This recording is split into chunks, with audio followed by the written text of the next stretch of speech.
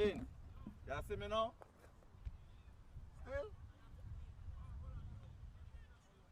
In the camera one? You're not supposed to see me.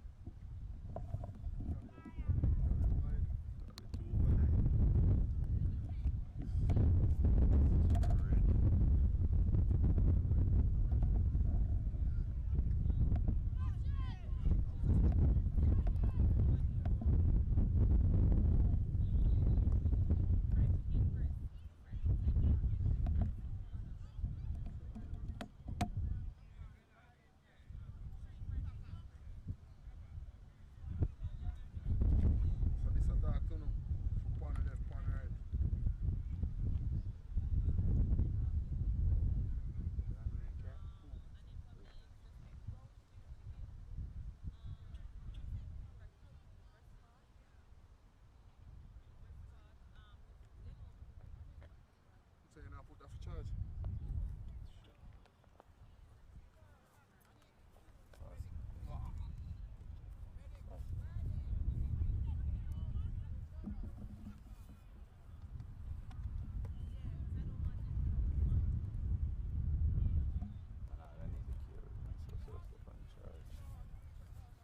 It's that blue light tonight.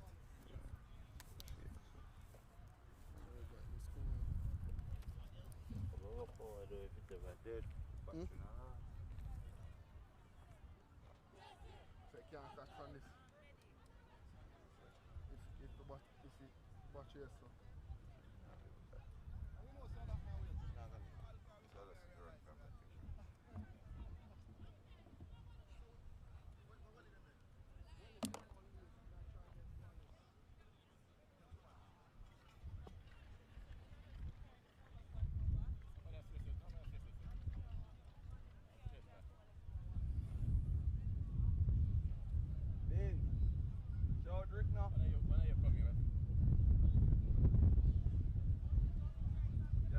I said I'm line up, you know.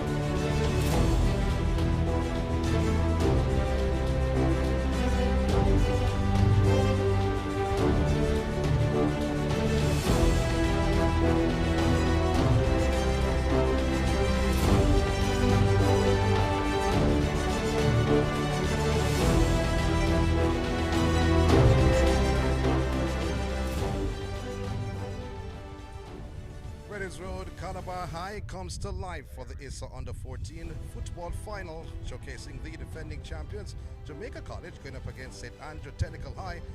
Good afternoon and welcome to Championship Affair. Not only the Under-14 final, you'll understand you'll see the Under-16 championship match little later on. But what features now is the Under-14 display. I'm Sean Grant and the entire team. A special good afternoon to you once again as you get cracking for this exciting final, as it promises to be. Two teams have met in the quarter-final stages. At that time, it was a 0-0 scoreline at the end of that matchup. However, Jamaica College, they are the defending champions though. Although being the defending champions, they come into this game not necessarily as the favorites because they lost about 9 or 10 of their players from last season. Let me give you the starting lineup for Jamaica College. You have Marshall Dennis in goal wearing the number 1 jersey. Justin Miller, number 4. You have Mikwan Grant, number 5 jersey. Kari Senior, number 7. Jaheem Bennett, number 8. You have Rani Rampasol, pardon me, number 9. Jamon Lyle, number 10. He's a leading goal scorer, having 12 strikes so far this season. Johnny Campbell with 11 goals for the Jamaica College team. Also, we're at 11. Kadeen Robinson wears number 12. Rashawn Williams, 14. And Zan Sims, the number 19 jersey. For St. Andrew Technical High, as you look on the screen, you see Meron Gordon, the national under-17 coach, shaking the hands of now the Jamaica College players with the captain leading the way. And the Century Brown is the goalkeeper for St. Andrew Technical, who are the under-16 champions but will not be in the final to defend their title. He wears the number 40 jersey. You have Jalik Facey, 5. Kelvin Brown, 6. Christian Brown, 7. Shakina Grant, 8. Amari Goldberg, the number 10 jersey. Terrain Hall, 11. Kenrick Brown, 13. Kenil Jackson, the number 16 jersey. Zephan Thompson, 17. And Kemar Castro, the number 20 jersey. The head coach of St. Andrew Technical is Omar Williams, while the head coach for the Manicup team, Philip Williams, is listed as the assistant coach. He runs the entire program. However, he has given Omar Williams the hand to lead the under-14 team. Wayne Palmer, who has played for Jamaica, played for many teams across the island back in the day, back in the 80s, and certainly in the 90s, is the head coach of Jamaica College. Assistant is Alana Carter, and let's see what JC will have on the day. Not listed at the favorites, as you look on the officials on hand. Kevin Murray is a man in the middle, and to his left, the fourth official, that's Richard Leslie, and to the right is the second assistant, Nathan Scott, while Clive Dixon, to your left of the screen, he is the first assistant. Wears a strap on his left arm. That's Clive Dixon. He's the first assistant for this final. As the four officials just having a chat, having a word, what has now become a custom in football all over the globe, not only in Jamaica, but you also see that at the World Cup. So St. Andrew Technical, in the main say the favorites. You saw Thompson a while ago on your screen, wear the number 17 jersey. And for Jamaica College on the other end is a dangerous Robinson, Kadeen Robinson, wearing the number 12 jersey. Light breeze blowing over the grounds here at Calabar High on Red Hills Road for the first of two finals. Under 14 taking center stage, and then you'll have under 16 little later on, about 3:15. Referee Murray just looks around, making sure everything is okay, as Hall of St. Andrew Technical in maroon with yellow sleeves and maroon socks along with maroon shorts. For Jamaica College, blue shorts, blue socks, blue top with white numbers at the back. They'll have possession through Miller, standing over the possession for JC. Referee not satisfied just yet, just waiting on the time for the signal from the match commissioner, Ewan Scott, to start exactly 1:30, and that it does. Jamaica College trying to gain their second successive title, defend their crown, as they won the title earlier this year. And you can just easily say last season. And they're trying to retain that crown. It's going to be difficult though, because both teams met in the quarterfinals, and St. Andrew Technical got numerous chances in that game but failed to convert. Jamaica held strong, and that's Jamaica College, that is. You see referee Murray pointing to where the ball should be spotted. Even a signal by the first assistant, Dixon. It's a free kick to be taken by Jamaica College. Rampasol will take the free kick. Patrons inside of the grounds or in the stands. Poor free kick by Rampasol. JC have it inside the center circle. Again, good work by Miller. He started our proceedings for JC as he goes forward now inside the penalty area. Rampasol cross face of goal. This could be the first. No, it's not. It's cleared by St. Antithetical and a shot towards goal. Rampasol was right there in the mix as he watched Miller take that shot.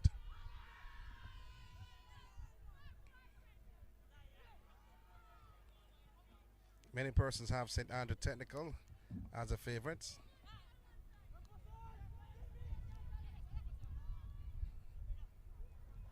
Going forward now. A shot towards goal. It's wide of the left upright. Coming off the right boot of Campbell. I was said before, he has scored 11 goals so far this season. He's a strike force for the Dark Blues from Old Hope Road.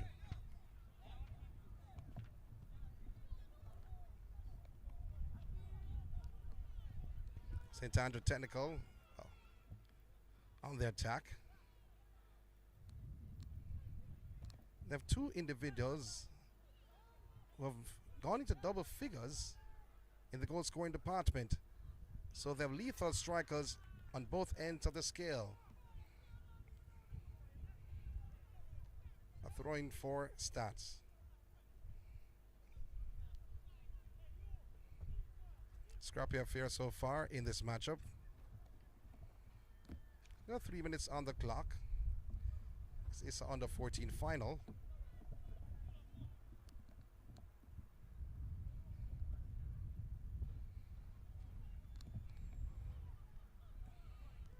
St. Andrew Technical trying to put the ball down the ground and play it all around, but JC preventing from that to happen. JC on the break now. Going forward, using a burst of speed though, brilliantly turned back by Campbell.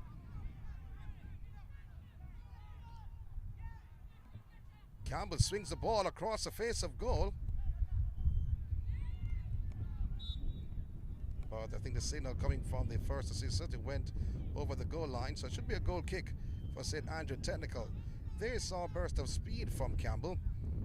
Was used that speed all season to score his 11 goals for Jamaica College, but more so when he's playing direct, not necessarily on the flanks. But St. Andrew Technical on the other end. And the ball towed into touch.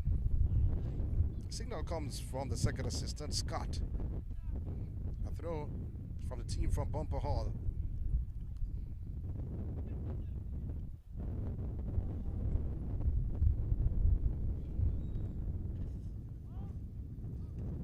Inside the penalty area. It's cleared by Jamaica College's senior, but not too far though. An attempt at goal, it's blocked. And it goes over the goal line for a corner. But many of the Jamaica College players were appealing for offside. But the second assistant, Scott, was not agreeing with the appeals. Allowed the game to continue. A corner to St. Andrew Technical. No goals so far just yet. It's under 14 football final. Will be a goal kick to JC.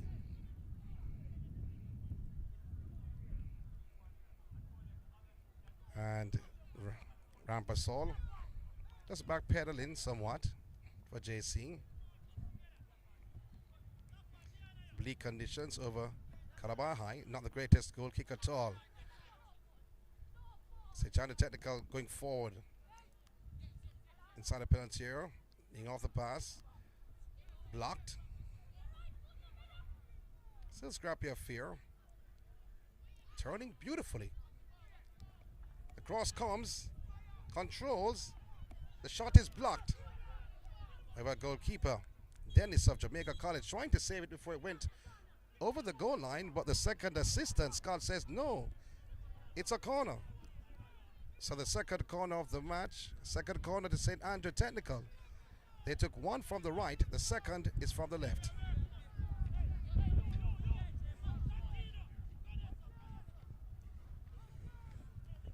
JC on the back foot. Captain giving instructions, the ball comes across. High boot, seen by referee Murray. It's a little free kick for JC inside their penalty area. JC, they are the defending champions. They have looked good all season, having a wonderful program for years. Brought down beautifully by Campbell. Campbell authorizes this once more. Beautiful ball. JC trying to build from the right.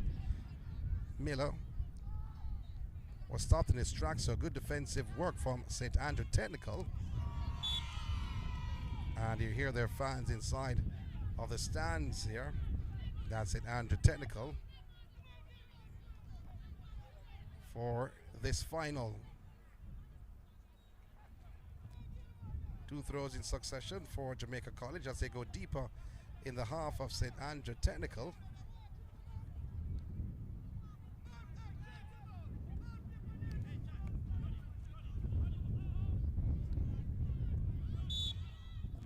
Whistle of referee Murray coming into effect. I think it's a foul though, or did the ball go outside?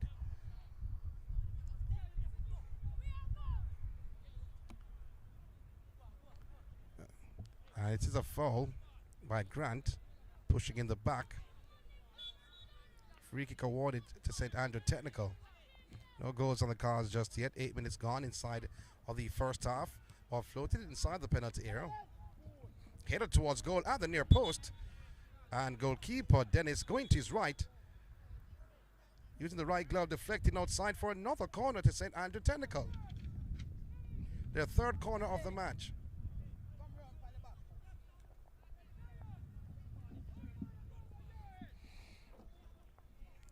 Referee Murray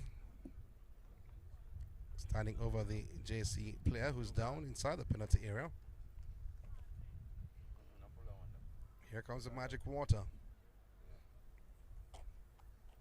Sprinkle on his face and he's up.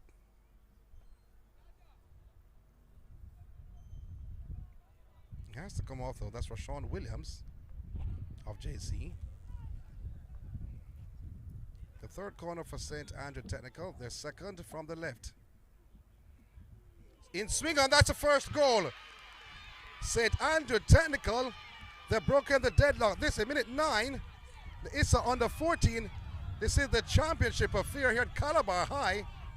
Starts their leading by 1-0 over Jamaica College. This is the 2nd meeting of the 2 teams in the quarterfinals. It was a 0-0 scoreline, and at this time it is Goldburn to break the deadlock. A header past goalkeeper Dennis. 1-0 stats over Jamaica College.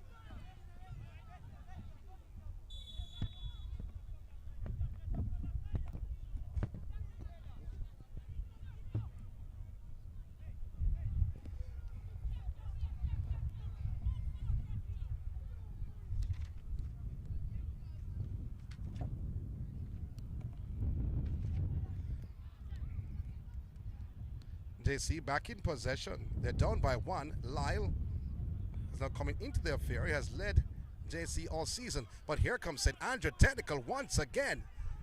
They're leading by 1-0. Holding up the possession.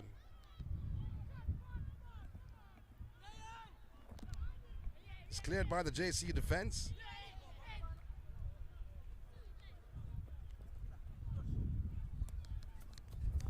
They have to up the ante somewhat, as we just saw Miller running out of real estate and giving stats about the possession. So 3 corners, St. Andrew Technical, and from the 3rd, they've gained a goal.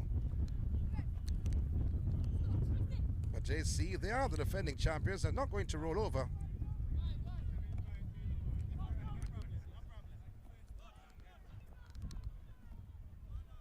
So let's see what they have up their sleeve as they launch up for. Looking for Campbell though. Tussling, it's Campbell. The defense of St. Andrew Technical standing strong, not allowing Campbell, searching for his 12th goal this season, to latch on. A throw to JC.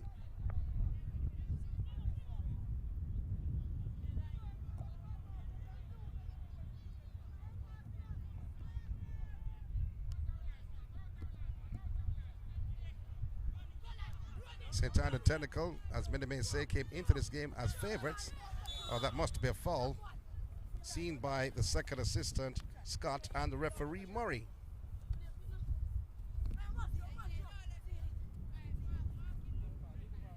Not great play by Brown of St. Andrew Technical. Free kick to be taken by Sims, skipper of JC. If you look at all the football competitions completed so far in high school, no one has retained any title at all. Not the Manning Cup, not the Ben Francis Cup or Walker Cup, not the Da Costa Cup or Champions Cup. All under 19 competitions completed so far, new champions, and JC has a chance to change all of that. But here comes St. Andrew Technical, who are leading by 1-0. Doing a bit too much though. Pulled it back, but with no power at all. Was hit like a leaking faucet, dripping on the ground.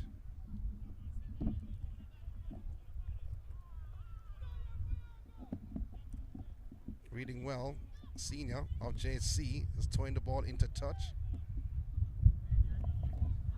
Stats with a 1-goal advantage or 1-0 lead.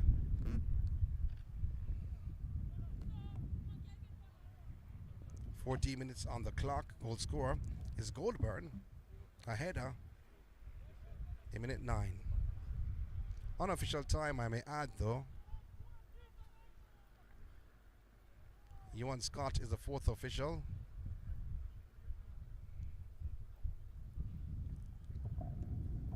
As you see at the top of your screen, in the 14th minute of action, Lyle trying to put the ball upfield for JC. But he has a lot of work to do.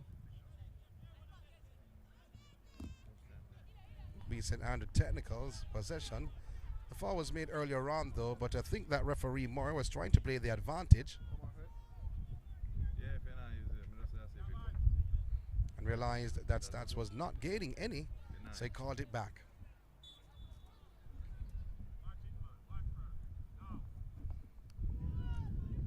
Another header, another goal. Brilliantly done. Another header and another goal for the team from Bumper Hall.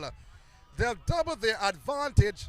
This, in minute 15, St. Andrew Technical, they're leading by 2-0 over the defending champions Jamaica College, as Calabar, who was bleak a short while ago, is getting hotter as the heat now comes on JC.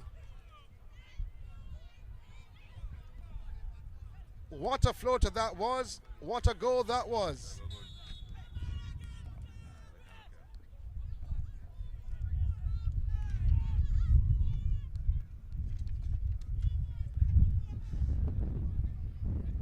So we give you the name of the goal scorer in a very short while, but what we can tell you, it's 2-0. Goals in minute 9 and minute 15.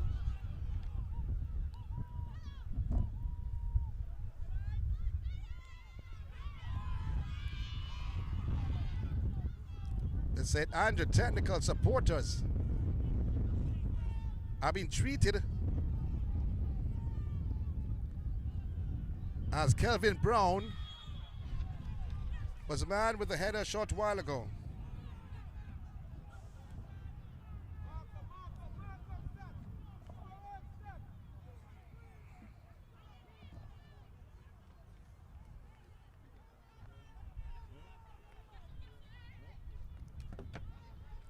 Two in favor of St. Andrew Technical over Jamaica College.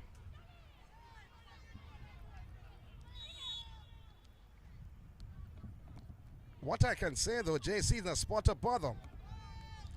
The Central Brown in the goal for St. Andrew Technical, coming out confidently. Rampasol is stripped of the possession. Now the flag of the first assistant, that's Dixon. Clive's his first name, goes up.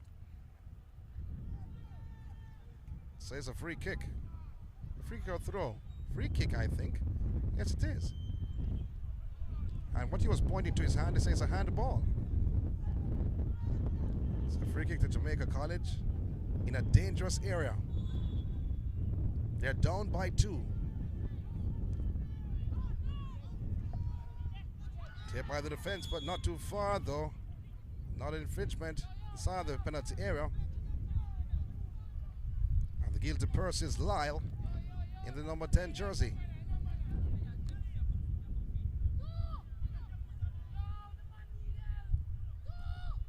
Goal scored in minute 9 and 15 unofficial time. One thing we can say, off the head of Goldburn and off the head of Kelvin Brown. St. Andrew Technical, who won the under-16 last season, went to the final of the Manning Cup, the under-19 competition. And now in the under-14, we spoke about programs for Jamaica College all through the years. Well, St. Andrew Technical under coach Philip Williams, who has been at the school for 6 years, 5 seasons, has certainly lifted the Bumper Hall team, having a great program. Not only under 19, the ball floated over. Lyle, clearance, not the greatest at all. That was dragged wide off the left upright.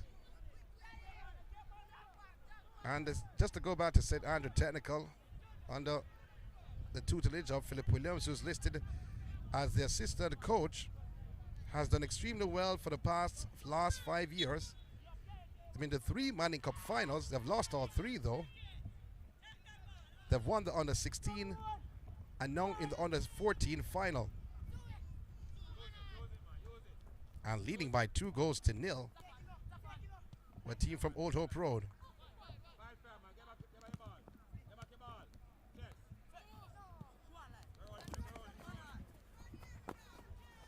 Well, the dangerous man they call Lyle. Lyle goes by 1 sweetly, but not able to carry on. But here comes St. Andrew Technical on the other end.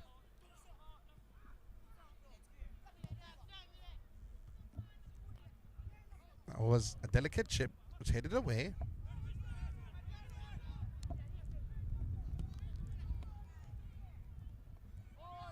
Well, 3 JC players converge upon that possession. So no communication at all coming from JC's defense. Oh, what a turn before it was brought down. That was sweet. That brought the St. Andrew Technical supporters to their feet and alive. If they weren't alive already, with a 2-goal cushion.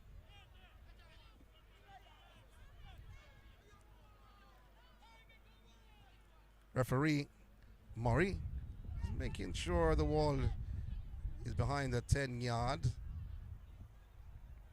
And that looks more so like 11 than 10.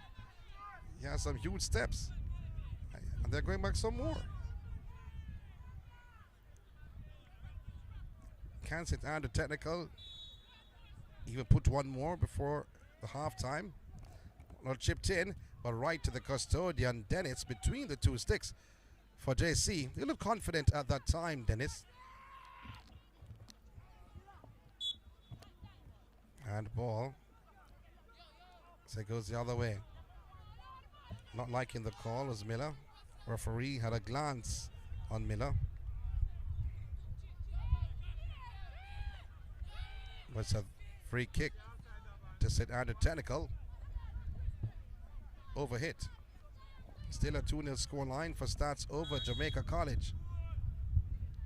A reminder of the goal scorers, Brown and Goldburn.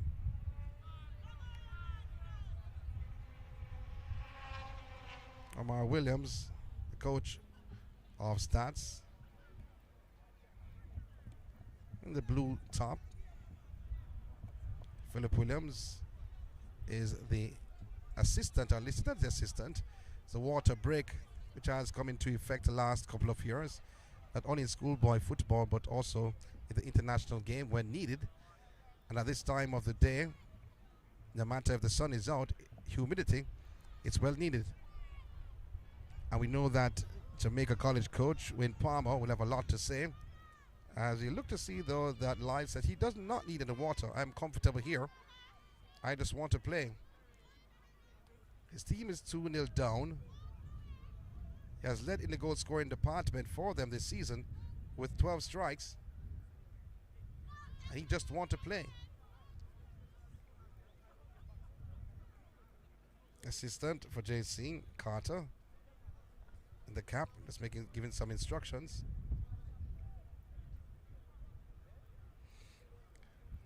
But that's a shock to JC supporters, because school named the True Blue, persons thought that it was going to be another title under their belts. However, the game is not done just yet. Just first half action, though. 32 minutes on the clock. 22. First half action in this under 14 final. I like the fight which I'm seeing from both teams. However, in terms of the passing ability, that's not been shown at the present time. Individual flair more so than team. And I think because Jamaica College have gone down by 2 so far,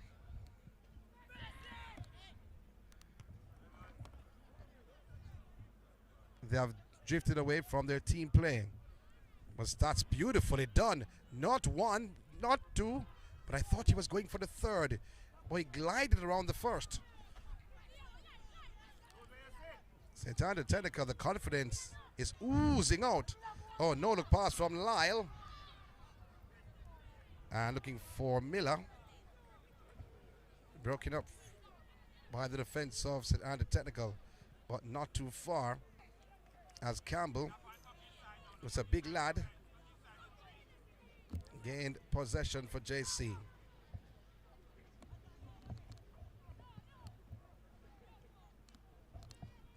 As I said before, scrappy affair.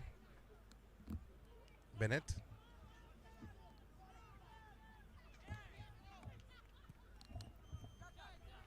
Bennett. Lyle. Miller. But JC is taken away.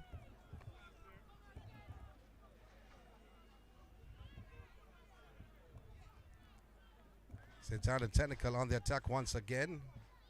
Good stop from Grant of JC's defense. But St. Andrew Technical, they have numbers.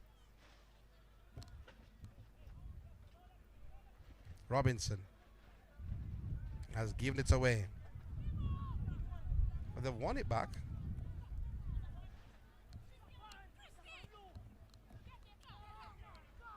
Stats are leading by 2-0.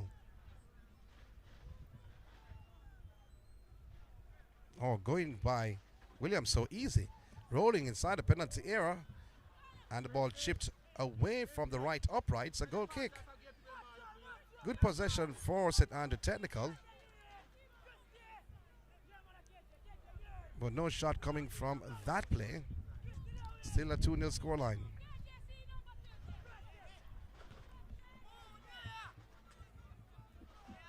Under 14 final. Williams with the clearance.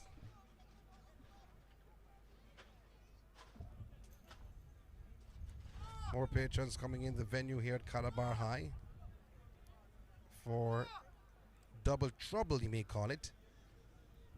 2 titles to be decided today. The first is on the cards as we speak, which you're watching on your screen. And the second is the under 16 affair. Here comes JC through Campbell. Again, we see Campbell holding on the possession too much. Lyle picks up the play for JC. Overhit. Lyle won't be able to hold on. Poor pass coming from Robinson. Goal kick to St. Andrew Technical, who leads by 2-0. First half winding down.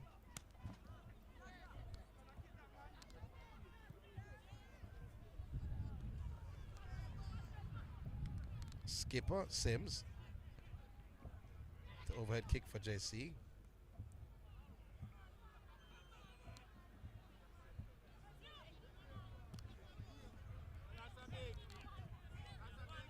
Overhit. It will be JC's throw. They trail by 2. We haven't seen a change in their play so far, more so than individualism from Campbell and Lyle. Two of the better players. We mentioned Campbell a short while ago. He was nudged from behind, not a foul though.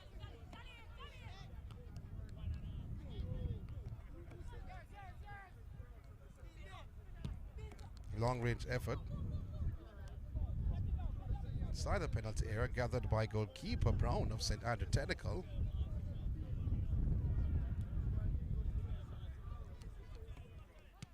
Still 2-0. They lead. Moving well. Rampasol. Again, no combination of passes. Lyle goes by 1. Lyle takes a shot. Deflected, goes outside for a corner. Jamaica College's corner. Their first for the match. Let's see what can come of this. St. Andrew Technical, they scored from a corner earlier on. A header. I don't think anything would come of that. The ball is not put deep inside the penalty area. Poorly taken from the right. A ridiculous foul though, middle of the park, has given Stats the possession. We're on their back foot a short while ago.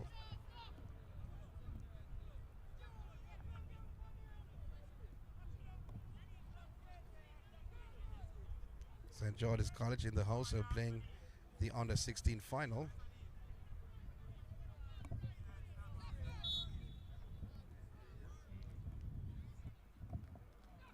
That comes up after this match at 3:15. Shot which is blocked. Oh, that went over the crossbar. Stretching, side footing, not on target. A poor effort in the end.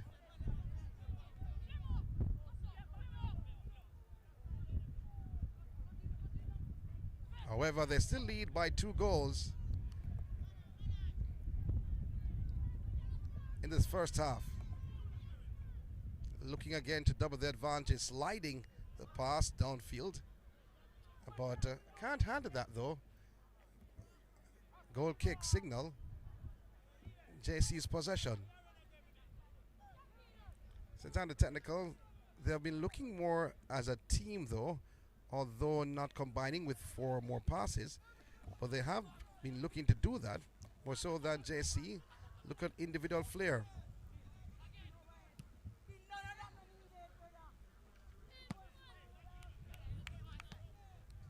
It's a throw for Stats. They're in the danger area, you may call it, on the attacking third.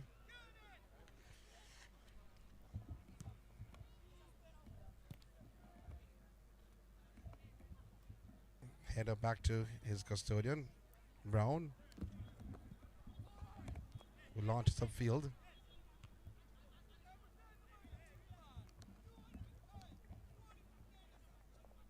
Throw to JC.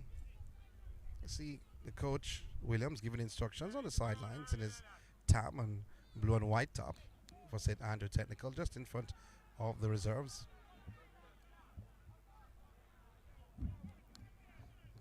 It goes the other way. JC was trying to force the play downfield, but not be able to do that.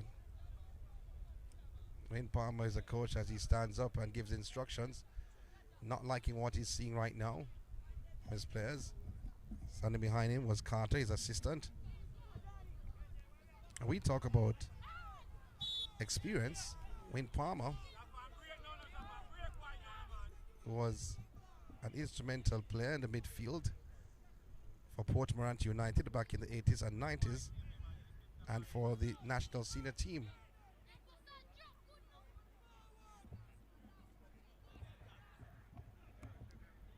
Watching forward. It's going to be a throw to St. Andrew Technical, who leads by 2-0. First half winding down.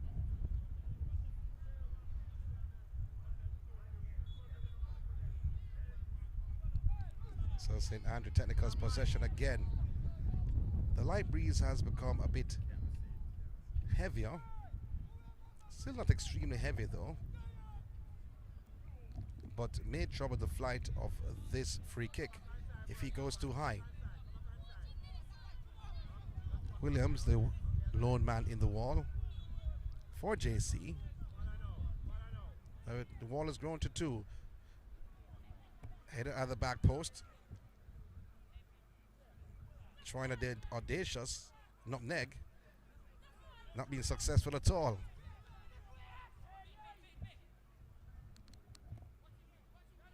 Well, in Jamaica we call it salad, not instead of nutmeg. We go to the market.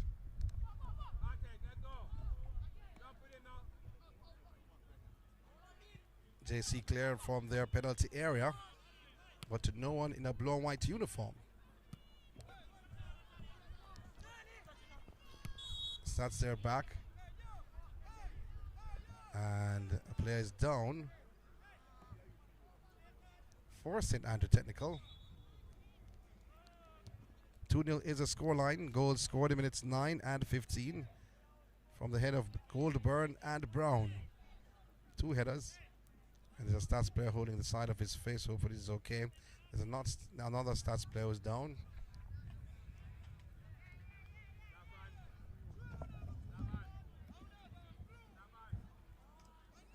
Well, they're stretching his leg, but the knee is not straight. Wayne Palmer standing inside of his technical area,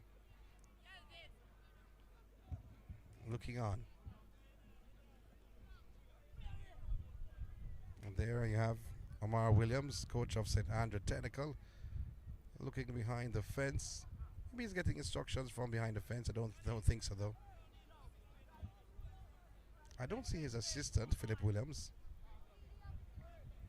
as yet. Maybe he's there. And you're not missing any action as the camera is on Williams. There's the referee, Murray. And we'll check on the other player.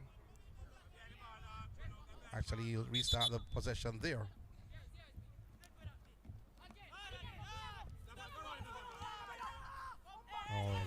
Oh, Gallery has stepped in now into the play of St. Andrew Technical. Over, his teammate says none of that. His teammate is Goldburn, who scored the first goal.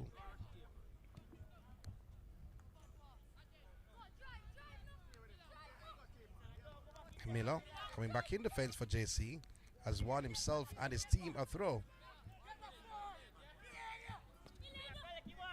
They have very good technical players, very good players who are skillful, but whenever one player beats the opponent, or one individual on the opponent's team, there's one that's right there next to take the possession away. So the communication is not there. In the meantime, Rampasol was won, a throw for JC. They trail by 2. First half action on the 14 final. Rampasol, goes by 1 ever so sweetly. Continues the drive though, but the cross is little to be admired.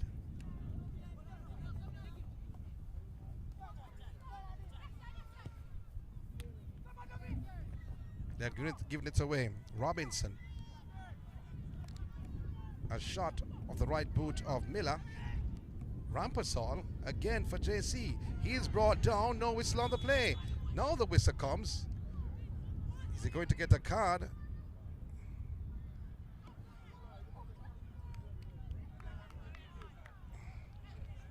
A yellow card Karampasol trying to fool the referee.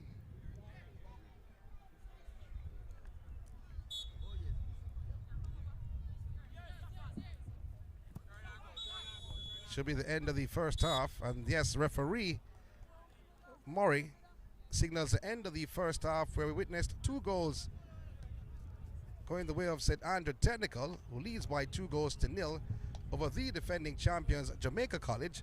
First goal scored in minute 9 off the head of Goldburn, and the second goal scored from Brown in minute 15. So that has been the difference between the two teams this afternoon at Calabar High. St. Andrew Technical with a 2-goal cushion over Jamaica College. As we see the players walk off, second assistant is behind, that's Scott. Fourth official is Leslie though. And the referee will meet and greet and have their refreshments, and then we'll get ready for the second half where the players are. But 2-0 at the end of the first half, St. Andrew Technical leading over Jamaica College.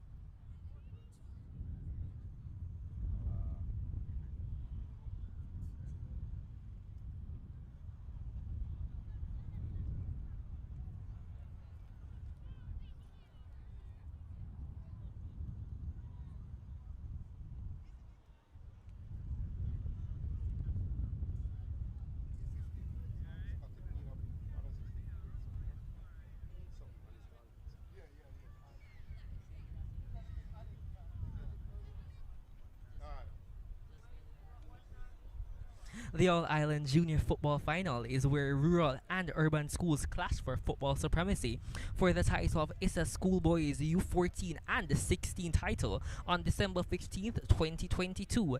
The first match kicks off at 1:30 p.m. and the second match at 3:10 p.m. The Olivier Shield is where Da Costa and Manning Cup champions compete for one senior title. This kicks off on Wednesday, December 14th, 2022 at Stadium East.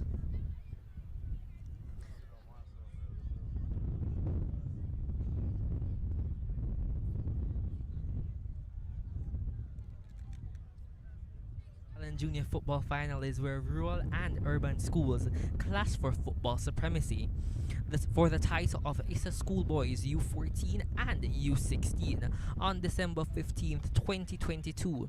The first match kicks off at 1:30 p.m. and the second match at 3:10 p.m. The Olivier Shield is where the Da Costa and Manning Cup champions compete for one senior title. This kicks off on December 14th, 2022 at Stadium East.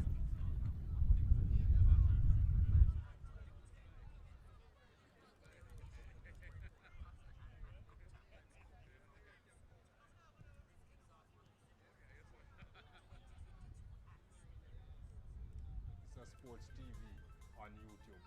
Finally, we are here. We are going to ensure that you are able to see some of the things you have not seen or heard from Issa in years. This is where you are going to get all your exclusive features and all Issa Sports related activities. In particular, those activities that you have not seen our kids involved in: volleyball, table tennis, netball, basketball, swimming.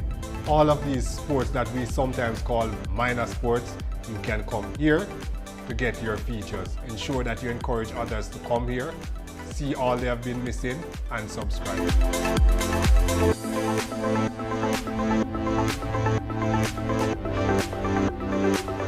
So you hear what?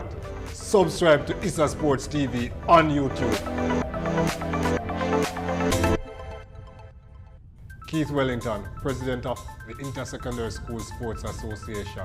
Welcome to Issa Sports TV on YouTube. Finally, we are here. We are going to ensure that you are able to see some of the things you have not seen or heard from Issa in years. This is where you are going to get all your exclusive features and all Issa Sports related activities.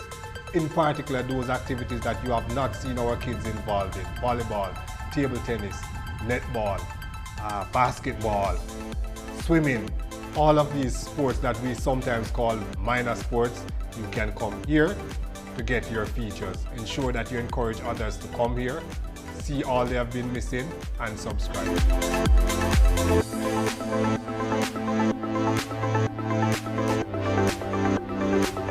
So you hear what? Subscribe to Issa Sports TV on YouTube. Keith Wellington, President of the Inter-Secondary School Sports Association. Welcome to Issa Sports TV on YouTube. Finally, we are here. We are going to ensure that you are able to see some of the things you have not seen or heard from Issa in years. This is where you are going to get all your exclusive features and all Issa Sports related activities. In particular, those activities that you have not seen our kids involved in: volleyball, table tennis, netball, basketball, swimming. All of these sports that we sometimes call minor sports, you can come here to get your features. Ensure that you encourage others to come here, see all they have been missing, and subscribe.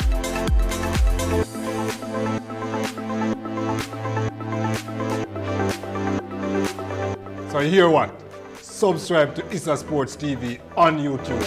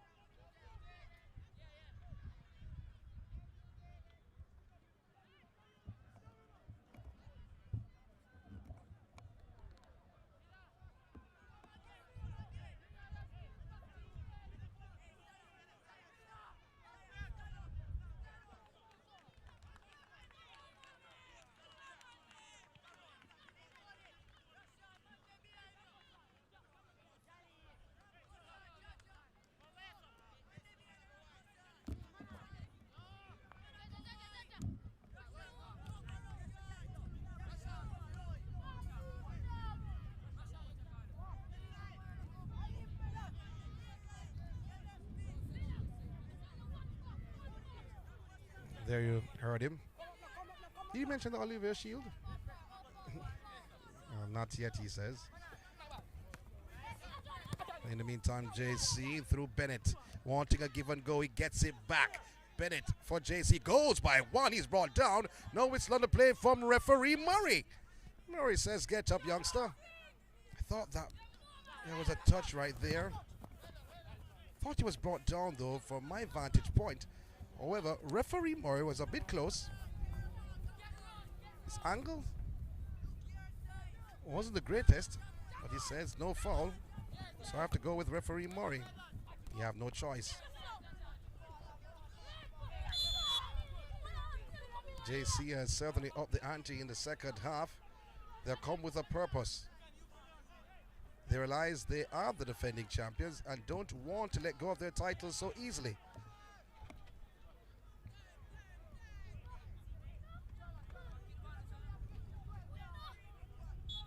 But again, Campbell was going for a second goal for the scene. The ball bounced inside the penalty area. Campbell lurking. But Brown collecting on the bounce. This is a different JC than what we saw in the first 35. Issa under 14 urban final. We had a rural a few days ago. And the team from the Breadbasket Parish came through on top, not only in the under 14, but also in the under 16s.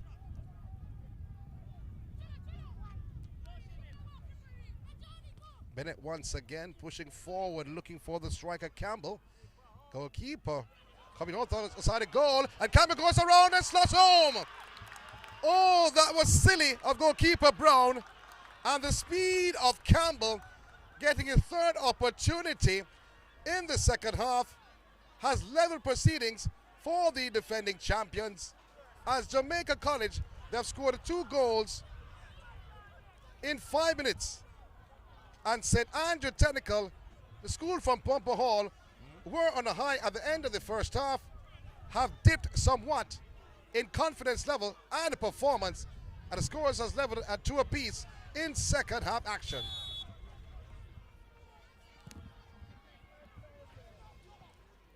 "42 minutes on the clock.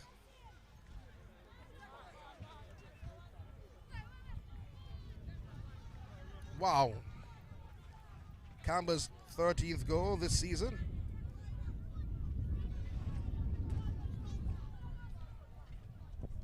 JC has stepped up. Both teams met in the quarter-final stage. However, at that time, it was a nil-all scoreline. Now we have 4 goals so far in this matchup. And by the looks of it, I'm expecting more.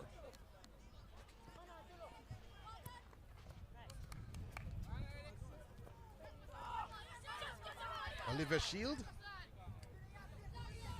The Olivia Shield is where the Costa and Manning Cup champions compete for one senior title. This starts on Wednesday, December 14th, 2022 at Stadium East. So it will be played on that day, so says the young man beside me. He attends Calabar though, to be honest. Like my good friend Ricardo Chambers, who attended Calabar. In fact, he started commentary while he was attending high school. You would always see him at track events. Before he went into football, he did cricket and track at the field before doing football later on in his career. But in the meantime, Lyle for JC puts it wide. Give for Rampasol.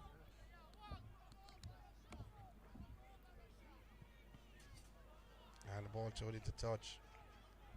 So JC, they have upped the ante somewhat, not by 1 notch, but certainly by 3 notches. And have pulled level with St. Andrew Technical, who looked comfortable, leading by 2 goals to nil at the end of the first half.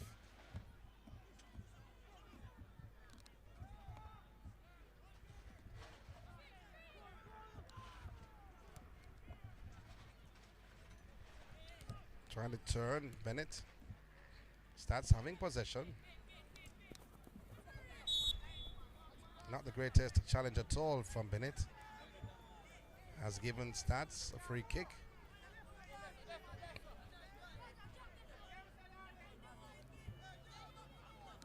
Can Stats answer? That's a big question.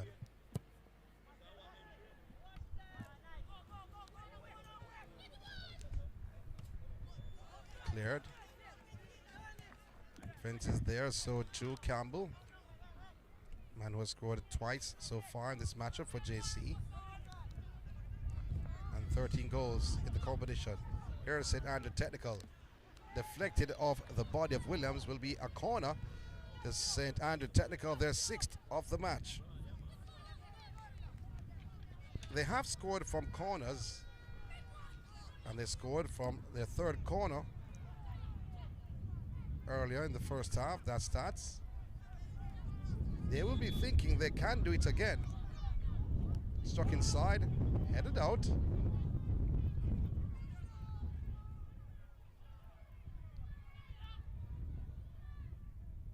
Beautifully done, chipped inside.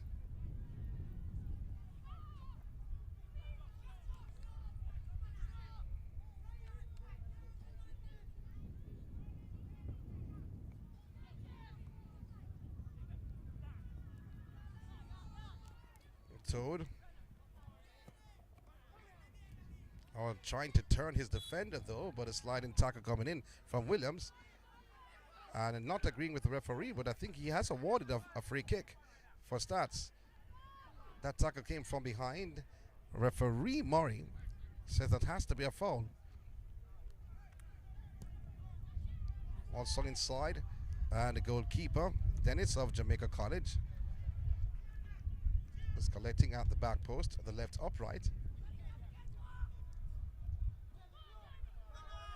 Here comes Campbell once again, pressuring the defense. We see the coach of Stats, Omar Williams, giving instructions. Telling his players to go back.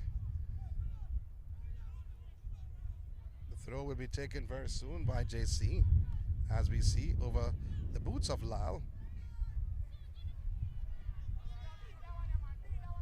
St. Andrew Technical can break. One back by Miller. With ease of the possession, and Hall of Stats has been taken down like I'm watching WWF. Or some segments of the NFL. Lyle has given it away. Captain Sims of JC puts it on the left. Rampasol failing to control. Wayne Palmer been very busy inside of his technical area alongside the assistant Carter.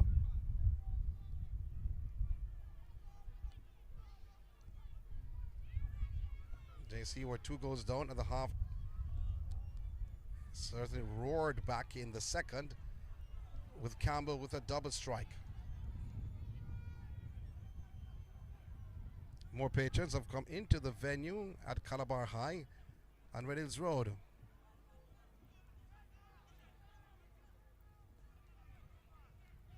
Oh, slipping by one defender, rolling it inside the penalty area, but to no one in the maroon and blue and gold shirt. Here comes once again Campbell. He has been dangerous in the second half. Turning on the right boot, takes a shot, is blocked.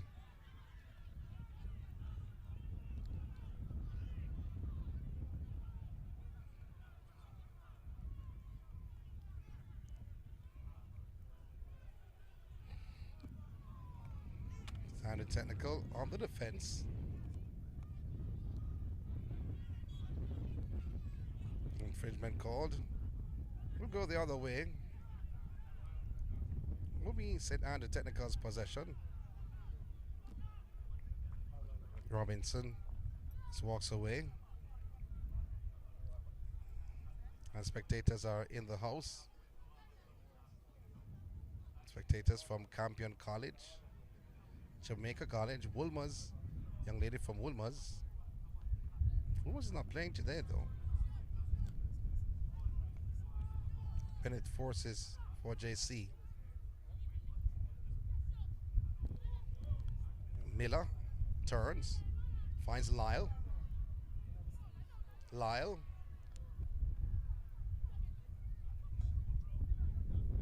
Bennett for JC.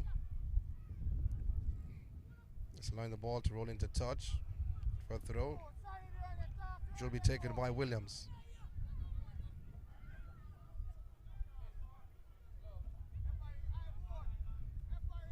Campbell. Lyle.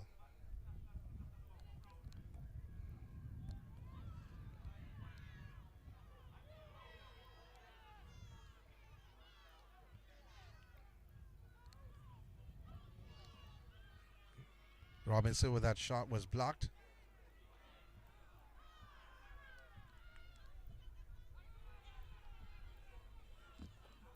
That's cleared from their defensive third.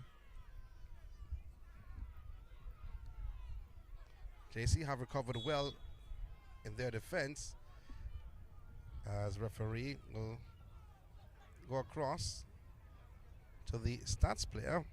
Looks to be Brown. He's on the ground though. There are more than one Browns on starting time. In fact, 3. You have Kelvin Brown, number 6, the goal scorer. Christiana Brown, number 7, who is on the park, on the ground. And Kendrick Brown, the 13. As the coach of St. Andrew Technical, Williams,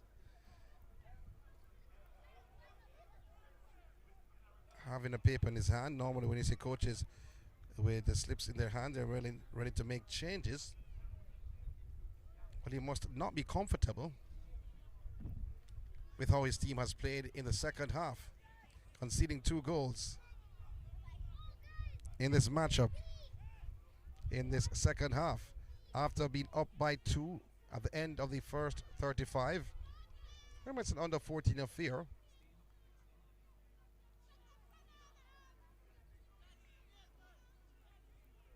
As the patrons of the Campion College team arriving, and in the under 16s, you have 2 traditional under 16 teams that dominated proceedings from the 80s coming up.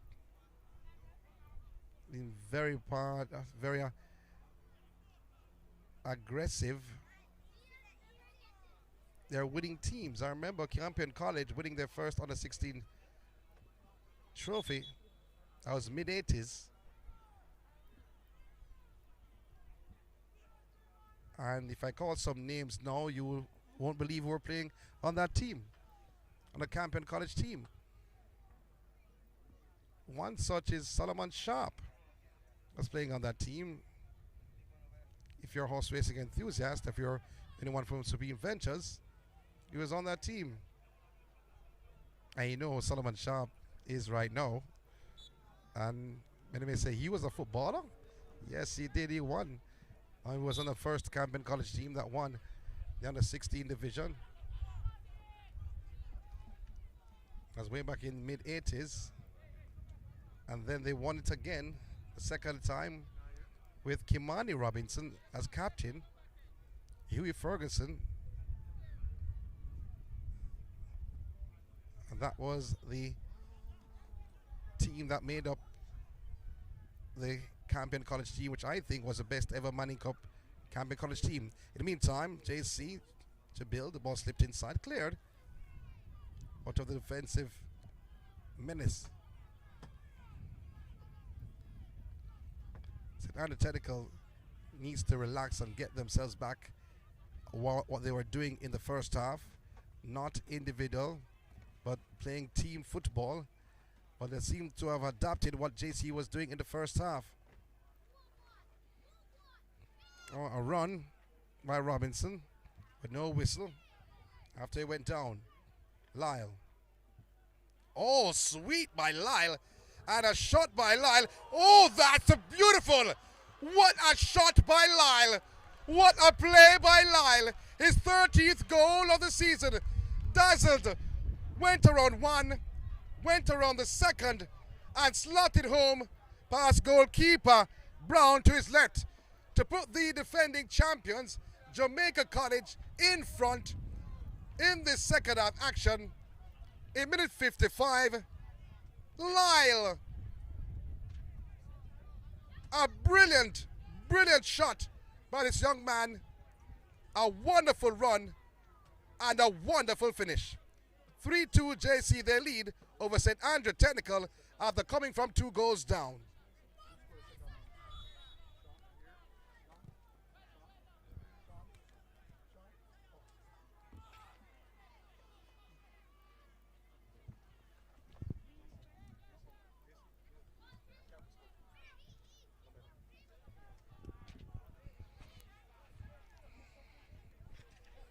So the 2 leading goal scorers for Jamaica College are now level. Lyle, 13 for the season. Campbell with 2 goals, 13 for the season. They are the men that spearhead the attack for the Old Hope Road team. And what a second half performance from both. Lyle weaved himself past not 1 but 2 defenders before unleashing a shot, slotting home. That was brilliantly done by Lyle. 3-2 is the score line. If you had told me at halftime it would have been 3-2 after minute 56, I would have disagreed. But what we have seen from this Jamaica College team in the second half is revival. And I'm not talking about revival spiritual or revival on the field of play.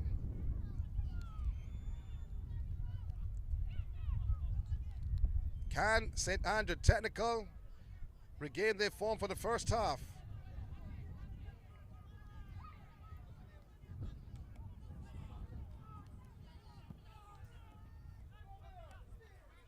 JC on the run once again with Miller. However, running out of real estate. The stats going forward. A nudge there by Lyle. A free kick awarded to Stats. Goldberg, the goal scorer, or one of the goal scorers in the mix. He walks away. Free kick.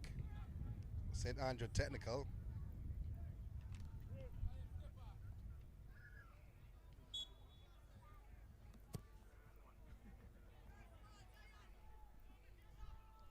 Cleared.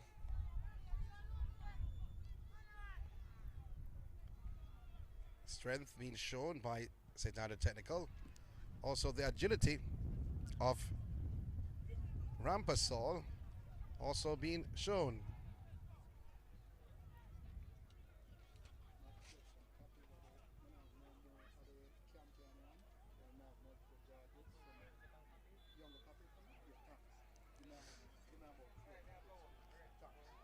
St. Andrew Technical. Can you believe it? The defending champions. We told it from the first half. They were not going to lie down and roll over. And what they have done in the second half is not unbelievable, but certainly outstanding. But the match is not done just yet. Free kick taken. Headed out. St. Andrew Technical wanted to go back inside the penalty area. Miller almost took down his own player. Puts it forward. Now looking for Bennett. Bennett it towards goal, and Bennett putting the icing on the cake. The cake has now been baked. They were trailing by 2 at the end of the first half. Now in the second half, they lead by 2. The defending champions, Jamaica College, now leading by 4 goals to 2 over St. Andrew Technical. Can you believe it? 4 goals so far in the second half. You have to ask the question, how come? Oh, no, that a lot of JC persons will not be asking that.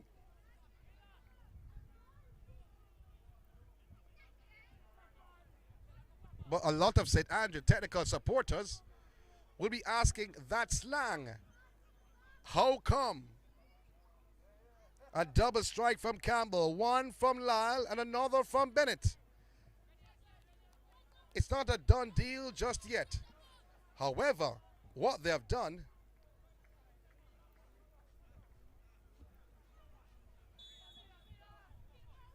is certainly put them in the driver's seat.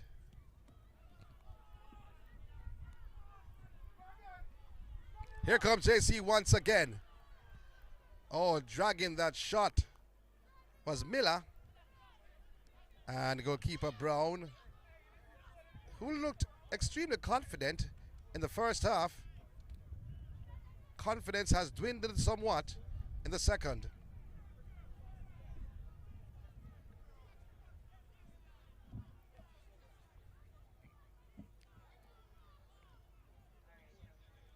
So not missing any action. JC, led by coach Wayne Palmer. They have done extremely well in the second half. And you saw what made the difference between the teams or the performances from one team in the first than in the second. It was individual flair and play from JC in the first half. However, great passing ability in the second half, as we see the referee having a word with Palmer and the assistant, and also the first assistant, that is Dixon. So the assistant of Jamaica College, Carter, someone needs to actually take a seat. Should be one individual in the technical area standing at 1 point. So whether Carter or Palmer, referee was just signaled or called over by Dixon. I know that is cleared. Here's JC once again by the man who has scored 2 goals so far, Campbell. We saw 2 players inside the technical area, or the penalty area, pardon me.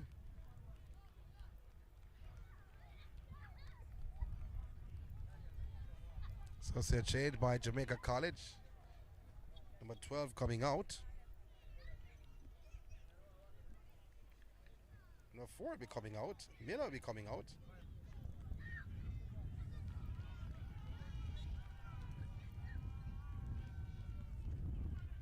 Number 15 going in.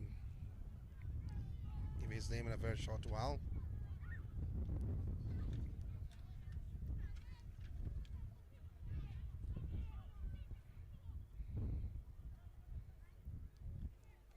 So the second game on hand.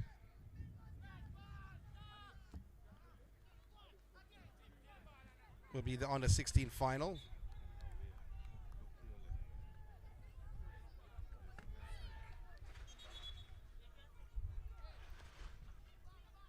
And change will be made by St. Andrew Technical.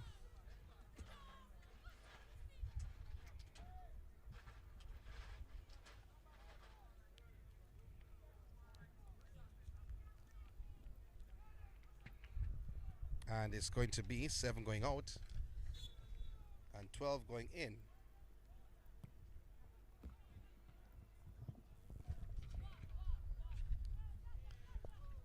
So will that make a difference in the scoreline? 4-2 is the scoreline for Jamaica College, the defending champions. This over St. Andrew Technical. A reminder though, St. Andrew Technical, they're leading by 2-0 at the end of the first half. They're extremely confident at that time after the first 35 minutes, this under 14 final. However, JC have roared back in the second half. Lyle lines up and slots, and it goes in. It's going to be an own goal, but Lyle will try to claim it. Again, He saw goalkeeper Brown to the left. He went to the right, came off the defender, going in.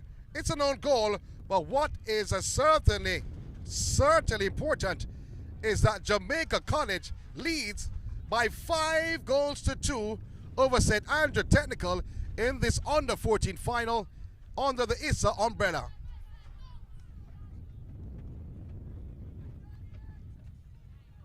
JC, I said before, they up the ante somewhat.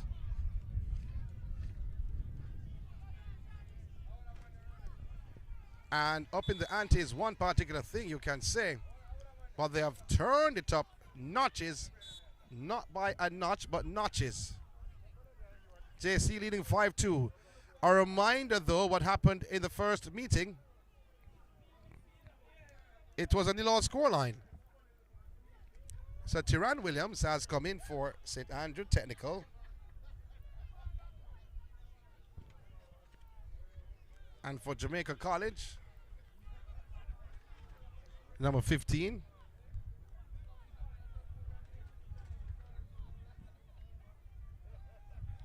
You have Dominic Clark.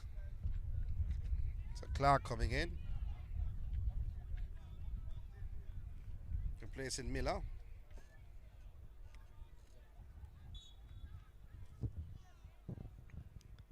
Salile with a long-range effort and going for the spectacular. All smiles from this young man. Scoring 1 goal. I don't think he'll get the credit for the second because it changed direction, went the other way, so it should be an own goal.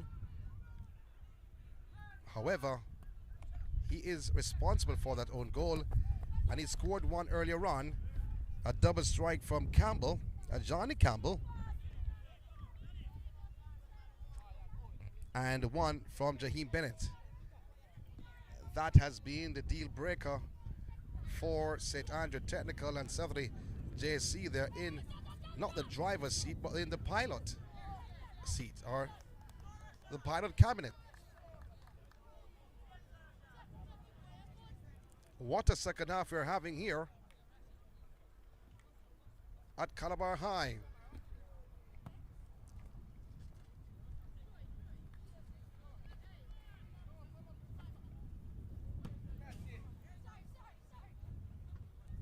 Lyle, confident. At least 9 minutes to go to come for the completion of this matchup. A reminder, though, the under 16 final comes up right after. It features Campion College and the St. George's College. We have seen some battles between the two over the years, and I was speaking earlier on about Campion winning their first mid-80s, about 85 or 84, and then winning their second 86 under 16 title, Kimani Robinson and crew. They defeated Excelsior High in that final. It was played at the National Stadium. Another change by Jamaica College. Number 16 coming in.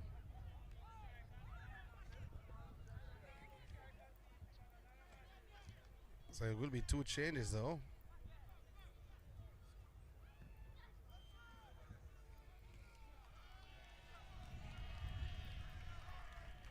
So number 16 is Demaria Stone. Met with some cheers, though.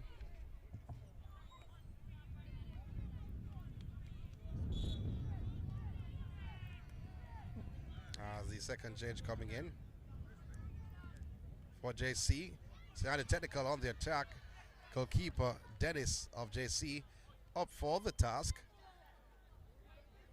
As he goes down, and still down though. JC number 3 is also in.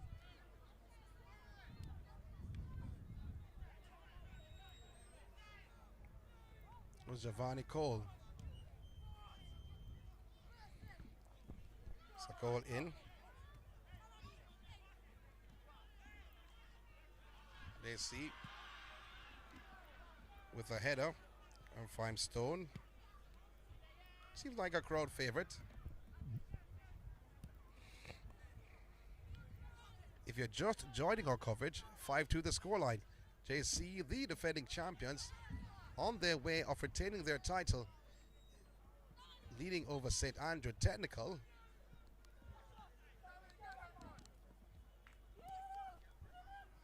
Lyle, once again, has been good in the second half and the first.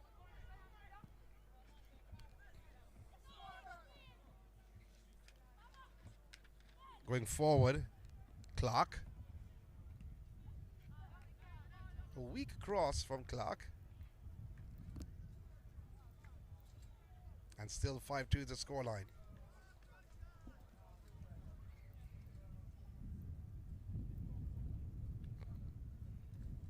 Now the clock has stopped somewhat.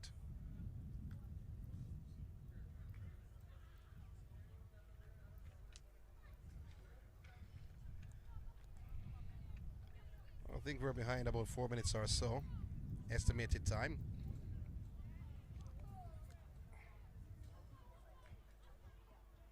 Melly inside, and a shot coming in, and that went over the crossbar. It's a goal kick.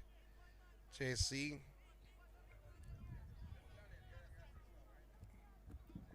trying to gain their third football title for the season.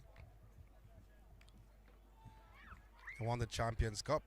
They won the Manning Cup in the under-19 division. And now in the under-14 final. And looks set to take the crown with a 3-goal cushion. But, reminder, St. Andrew Technical, they led 2-0 at the end of the first half.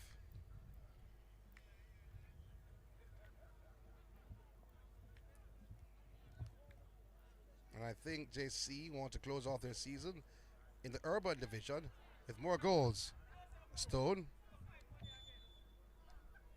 There's going to be a free kick awarded to JC. Stone was a little bit diminutive in this under 14 competition.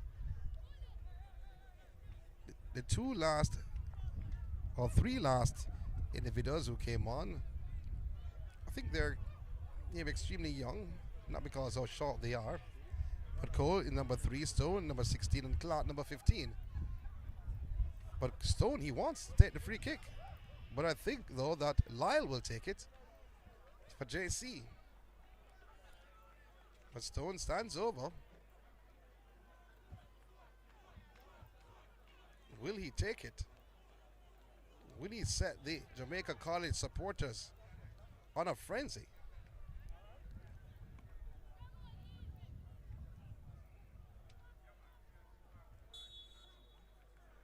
The wall has grown to 6.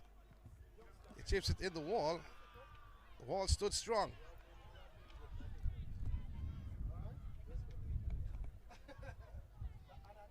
Lyle being fouled from behind. That's running down some time here.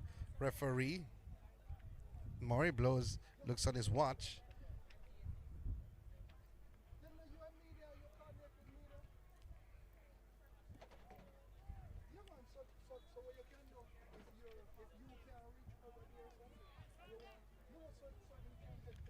Boy, lose everyone.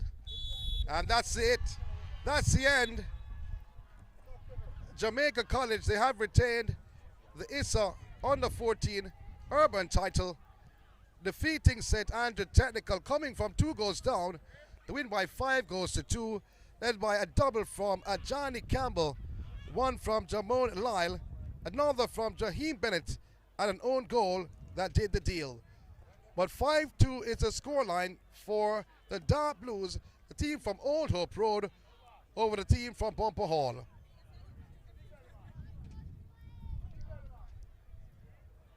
They can't believe it because St. Andrew Technical, they were leading by 2 goals to 0 at half time, but the second half told the tale for the Wayne Palmer coached unit.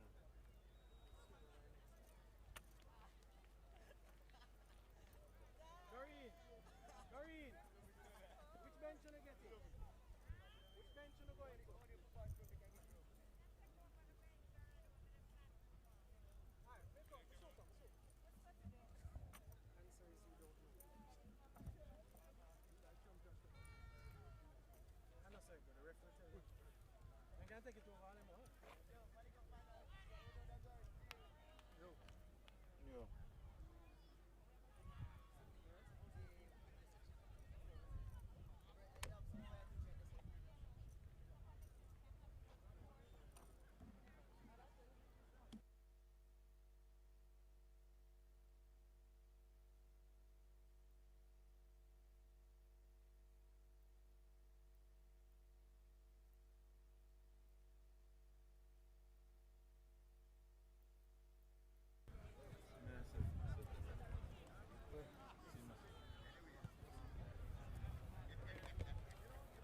The sun good? The sun good? Eh? The sun. Ampty. No. You didn't light up on it. Work with it, you know. Yeah. You know, drop fully yet. It's still.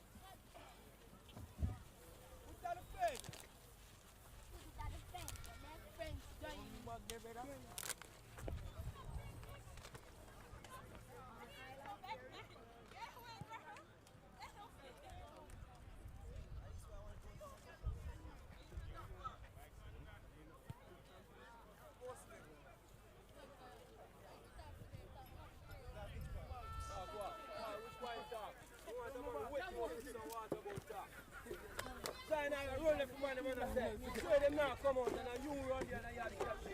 So me I tell them push up. You have to tell them now come out in a car go to us and move. Champion!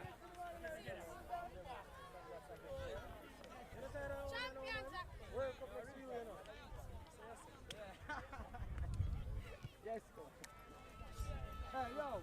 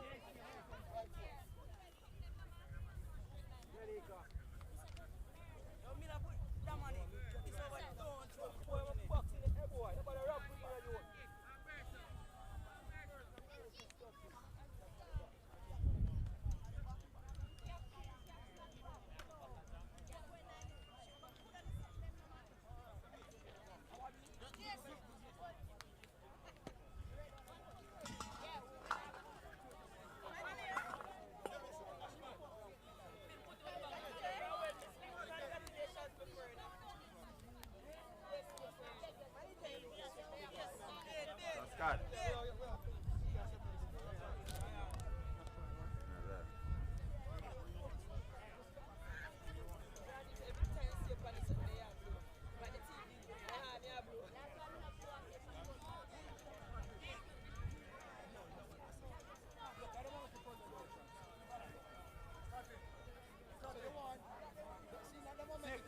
Yeah, man, see.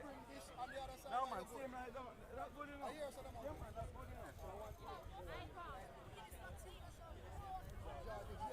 Them get again. Georges get early. Get early. Yeah. Oh, Georges get early. It's Campion.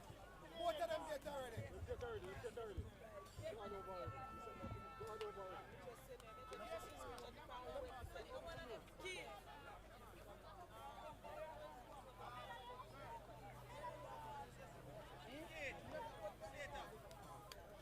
All right.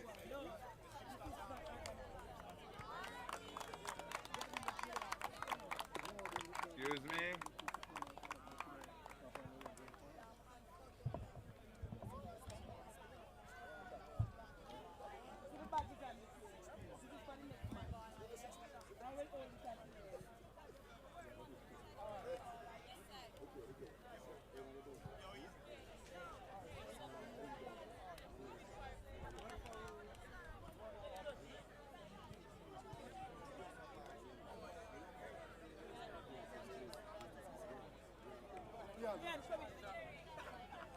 off your shirt. Take off your shirt. Keep on your shirt. Then begging their favor. So they must take you as you are.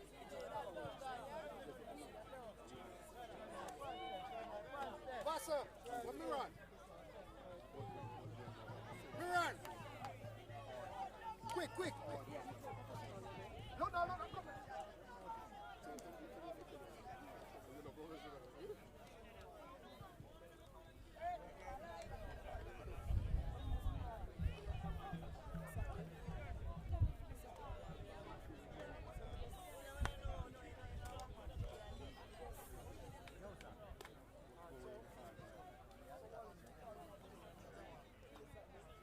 Anik!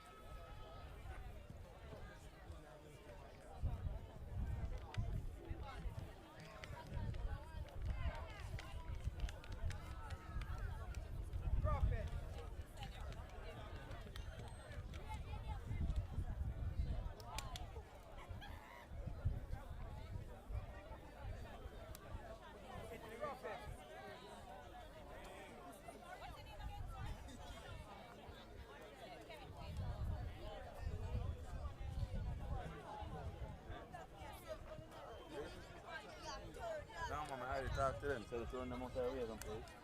Yeah, bossy. What do I do now?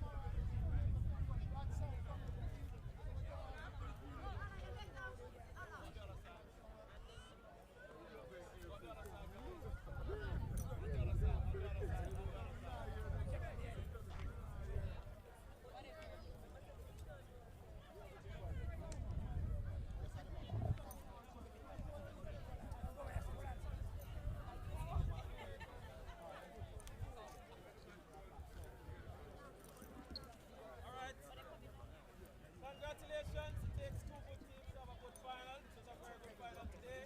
Congratulations to Jamaica Technical and congratulations to College. We also must thank the referees. Without the referees, we would have a game. So let's give the referees a round of applause.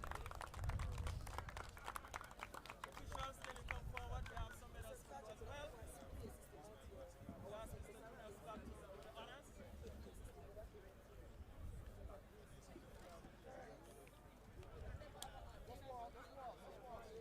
And this gentleman has given so much commitment to officiating, even though it's massive challenges.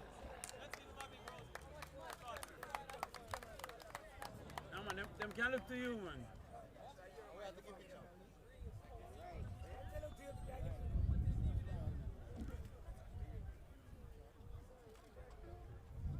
Once again, a big hand for the officials.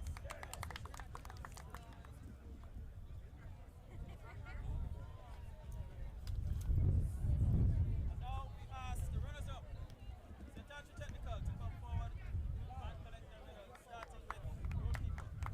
Let's hear it for Stats. Come on.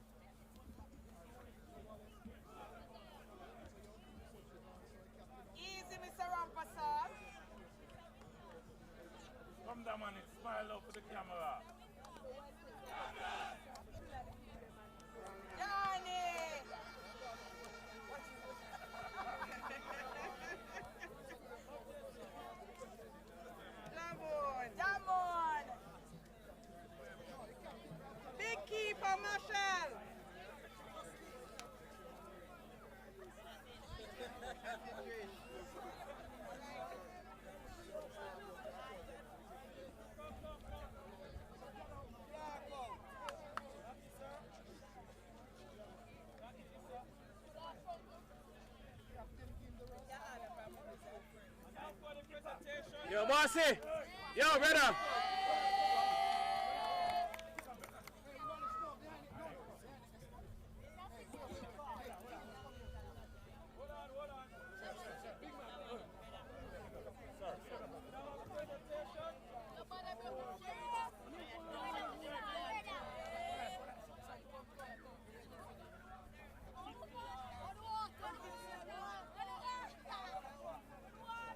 Ready.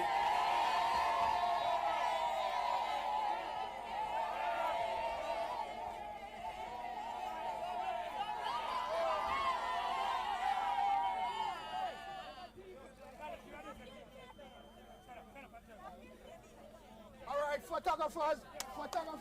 Hey, we have to do that off the field.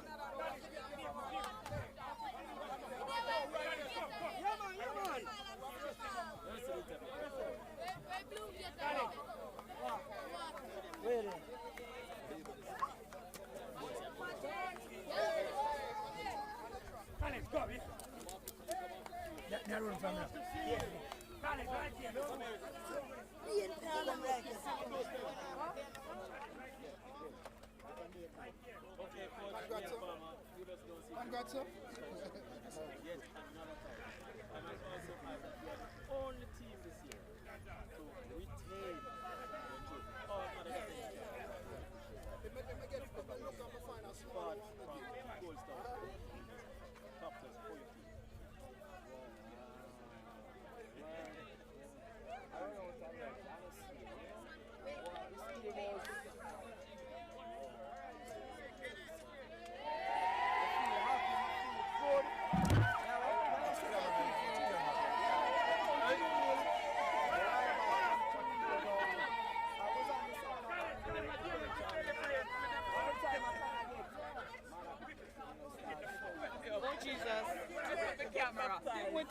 Take up that. Hey. This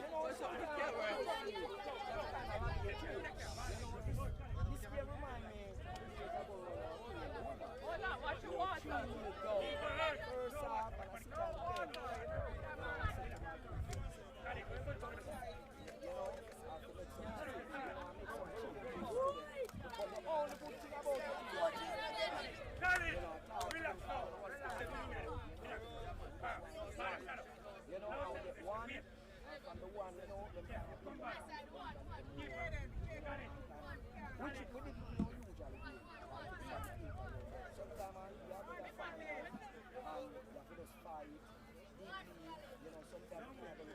I'm concerned. What did you say to them in halftime? Because we saw coach in the beginning. No, honestly, half time I was so mad. Honestly, because we were allowing stats to get the first part. We were really appetite. You know, and I said to them, so you have to run to the ball, no quicker.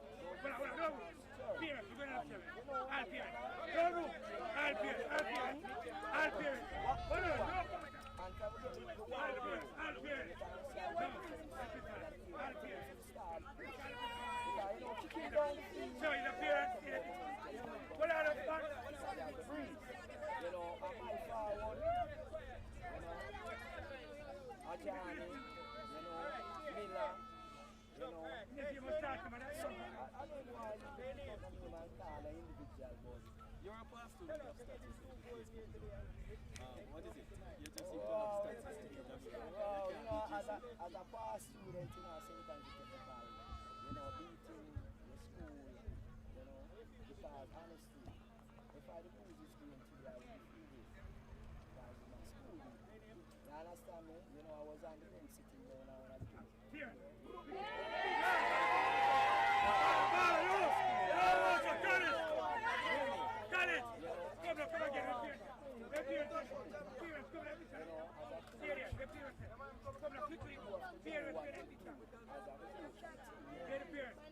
Sometimes you cannot sit and decide alone. You have to be like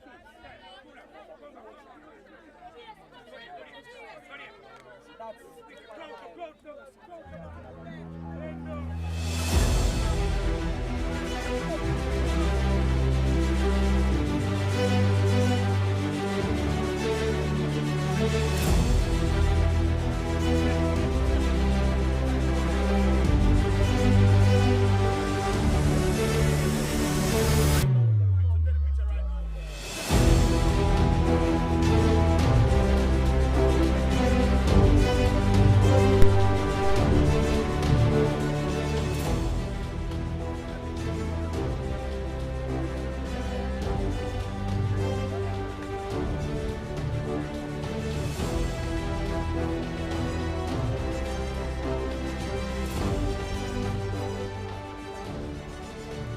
witnessing the under 14 debacle.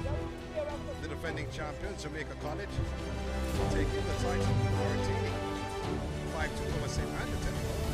It's time for the under 16s. Campion College will be facing St. George's College in what promises to be a mouth-watering affair. So the president of the Secondary School Sports Association, Mr. Keith Wellington, leading the greeting party in his yellow shirt. Principal of Stets. Behind him, the principal of Fogo Road. And behind him, the national under-17 football coach, Maron Gordon. St. George's in their light blues, white shorts and blue socks. Campion College, red shorts, red socks, white top with red numbers at the back. St. George's College starting 11. In goal, we have Jaden Thompson. Irving, wearing number 4 jersey. That's him. Jermaine Hamilton, 8. Adrian Reed, 9. Ronaldo Lawrence, 10. Shaquan Clark, number 13. Shane Williams, 15. Jindu Powell, number 19. You have Jackil Pottinger, 22. Matthew Spence, 27. And David Granston, 24. The 4 officials on hand, led by referee Carvel Banton. He's not in the picture. You see his left hand waving there. Wilver Glenn Lamy, the 4th official, is to his left. To his right, you have Patrick Campbell, the 1st assistant, and Romaro Francis, the 2nd assistant. 4 officials all from Casafa on hand for this urban final. Starting 11 for Campion College. There's the huddle from St. George's College taking the pictures. I know Campion College in your sights. Alex James, number 1. He's the goalkeeper. Ethan Brown, number 3. Brandon Mohammed, 5. Aiden Bernard, 6. Kai Miles, number 7 jersey. Shadane McFarlane, 8. Matthew Lloyd, 9. You have Les, number 10. Yes, D-Jazz, Les, number 10. Matthew Rule, 11. Marquis Steele, 15. And Zidane Smith, wearing the number 20 jersey. We had 7 goals in the first game. 2 goals in the first half from one team, St. Andrew Technical. And the defending champions, Jamaica College, came roaring back in the second with 5 unanswered goals. 5-2 was the scoreline in that under 14 final. This is the urban division. Number 13 for St. George's College, the captain, that's Clark. The coin toss. And they'll be switching ends. And St. George's College, the Light Blues, coming into this fixture as the favorites. Will that hold though?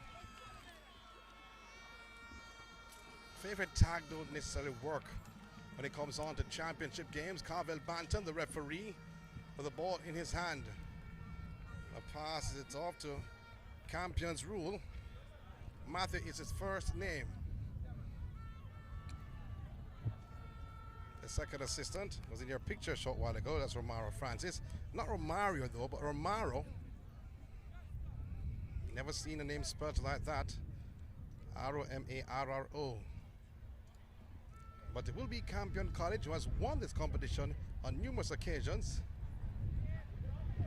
Starting from mid-80s. Never Bell's in your picture.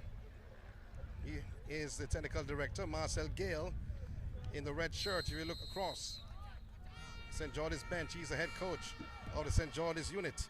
Odin Walters is head coach of Campion College. Light Blues from North Street,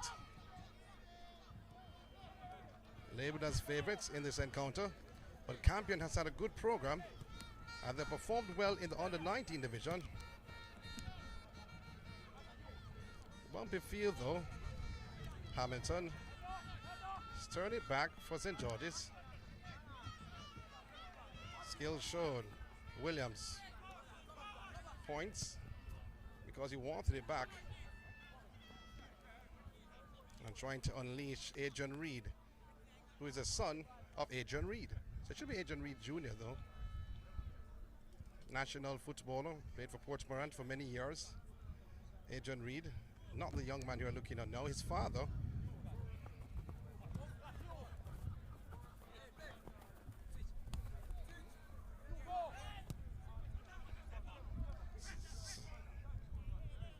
So there you see Adrian Reed.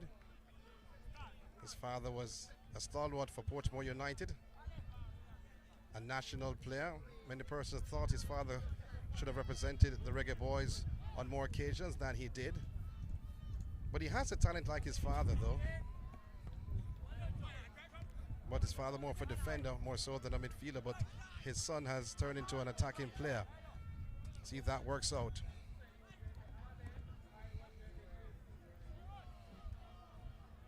Campion on the other end. The skill being shown this by Miles. Taken away. Light blues. Can't go forward though, as Bernard in the number 6 says, "You're not passing me today." Little back heel, cheeky move there from Campion. See that they're settled down. Smith of Campion battling Reed, St. George's.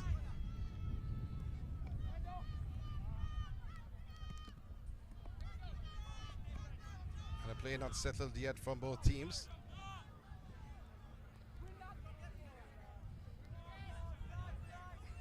Hamilton.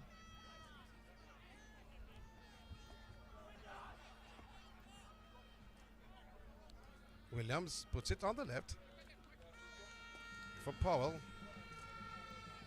And it's towed away from Powell. Should be a throw to St. George's College. Their possession. So says referee Banton, pointing in St. George's direction.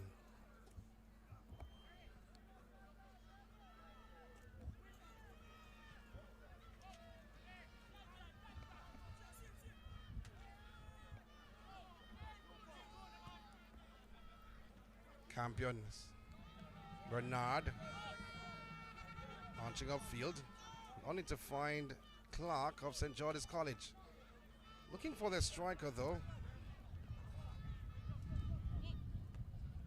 Number 14 jersey.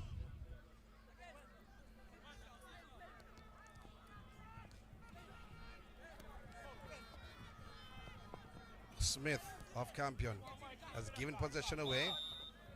The whistle coming. Ball went into touch. Throw to Georges. No goal scored just yet. First half action on the 16 Urban Final.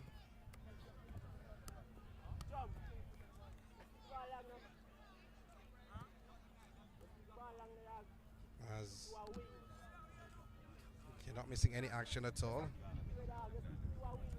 Seems like the signal has been made to the bench, so you're not seeing it on screen right now.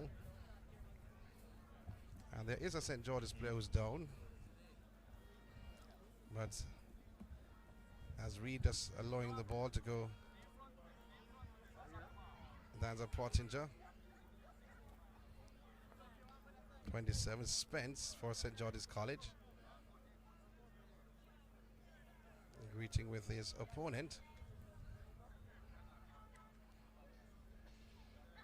Miles of Campion College giving instructions. He wears the number 7 jersey. And the supporters are out for this under 16 Urban Final.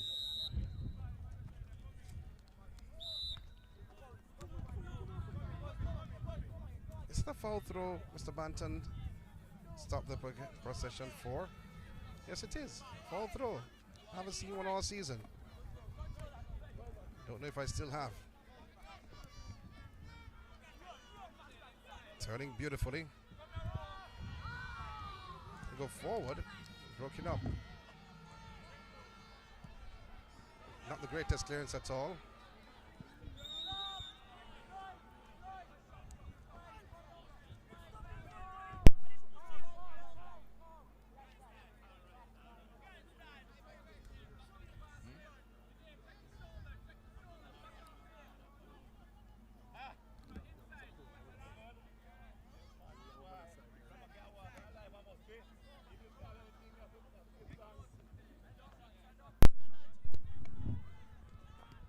Overhead kick this from the skipper of Campion. That's Mohammed in the number 5 jersey.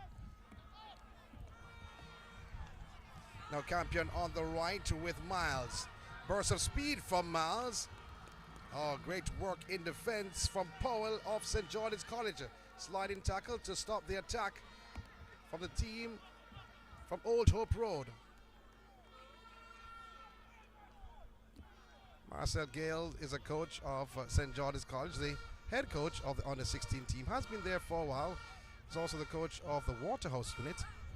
Was the national under-20 coach in their last qualifying affair, and has been St. George's College Manning Cup assistant coach for many, many years. Oh, chance on goal for Campion College. He was all alone inside of the penalty area. What was St. George's College defenders doing? Allowing Les to be all alone, but his effort was poor in the end.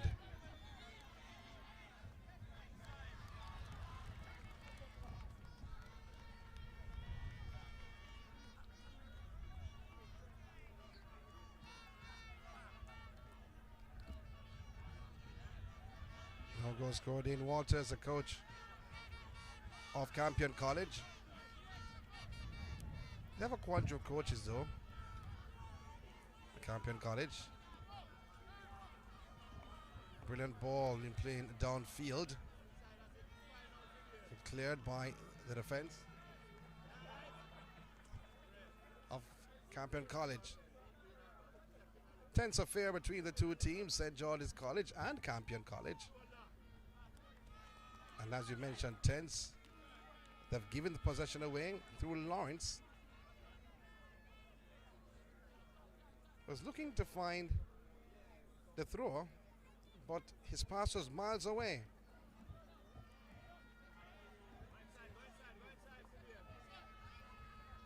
Reed.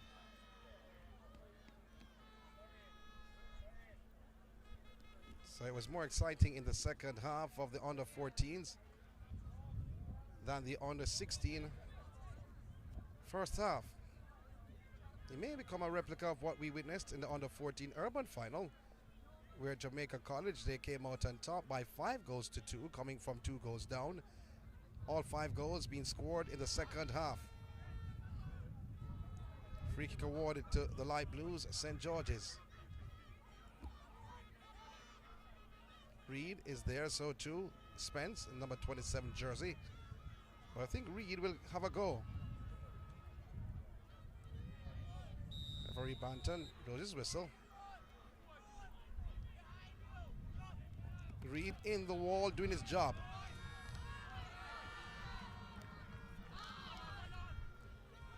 Campion College supporters are telling their players to, it's all out. Williams.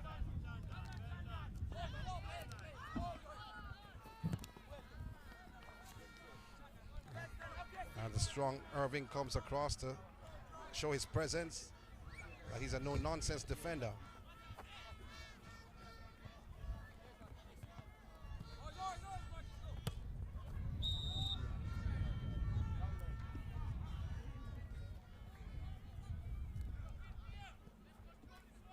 So, Reed in your picture for St. George's College. Clear from their defensive third. It's a light blue.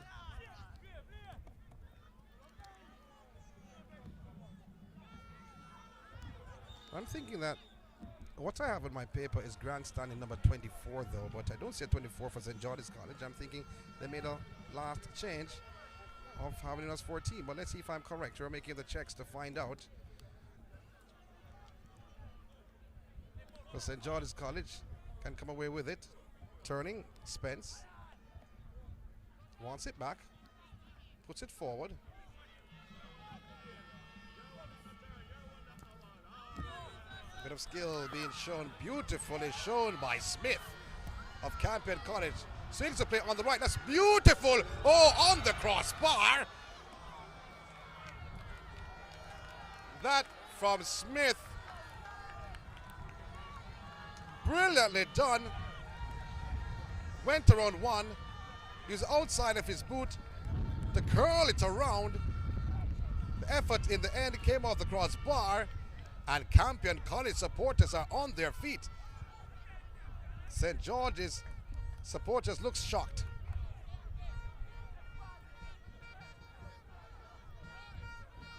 And goalkeeper for St. George's, Thompson, is down. So referee Banton stops the play. And Miles with that one-time effort on the crossbar. Where's number 7 jersey? He should have buried that. That should have been 1-0 in favor of Campion College. Coach of Campion, Walters, giving instructions inside of his technical area. Assistant Blankson is also there. But the goalkeeper for St. George's College, Thompson, is up on his feet. Referee Banton making sure the custodian is okay as he goes through his stretches.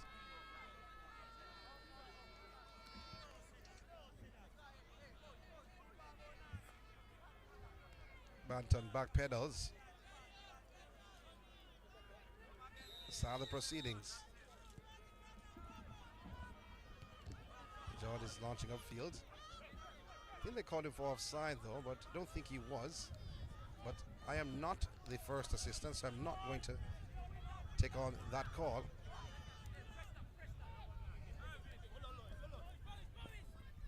Going past 2 or 3. In the meantime, Pottinger and Reed was going forward, but play broken up.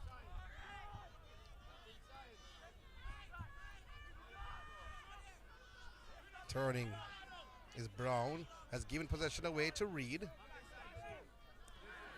Reed showing too much of the possession.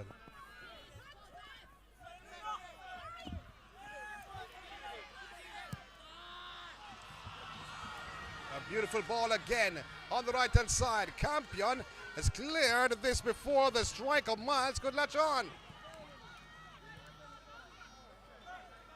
So what Campion is doing is attacking on the left, floating the ball on the right, trying to time the run of Miles. Attacking from the right-hand side, got an opportunity earlier on. We have deep offside by the first assistant, Campbell. However, you see what Campion is seeing, and they're making mincemeat of St. George's College's defense.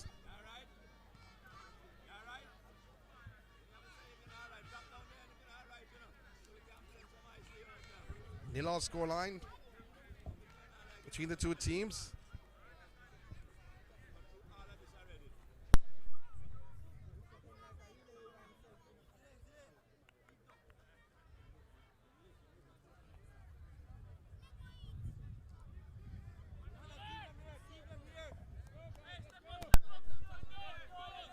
As Jamaica College supporters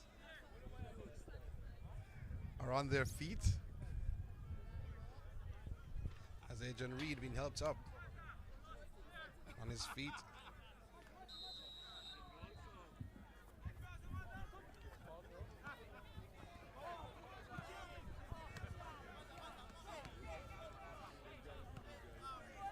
However,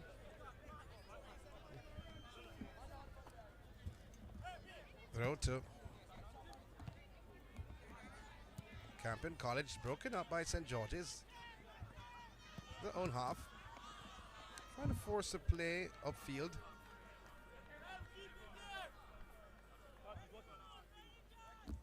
As still a nil-all scoreline.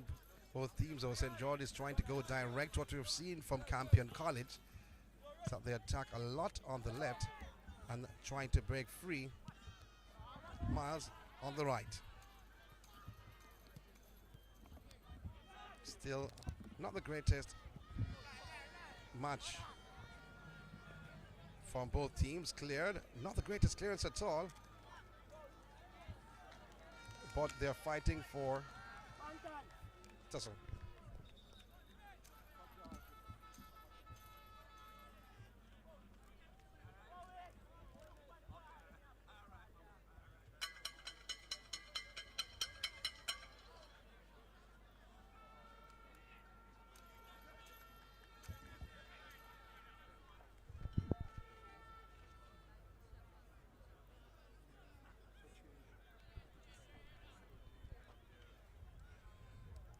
So, again, St. George's player being attended to.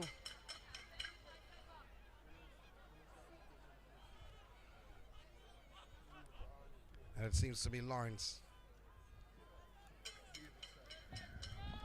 So Powys wear the number 29 jersey. As I stated before, Grandstand, who we had a 24, is the number 14. Lawrence has been carried to the side. He'll be coming off after this corner. High curler, headed towards goal. Header still inside the penalty area. One-time effort blocked. Can't able to save it before it trickled outside. In all first half action.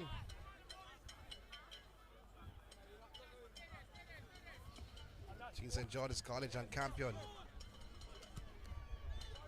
Collision between the two players. Referee will stop the proceedings. Rule of Campion College. There you have him in your picture. Was he fouled? Well, there was a collision between two players though. It seems like referee Banton has called it back to say that Rule was fouled. So free kick awarded to Campion College. They have come close on more than one occasion. Maybe one was deemed offside. But you see the plan from this Campion team.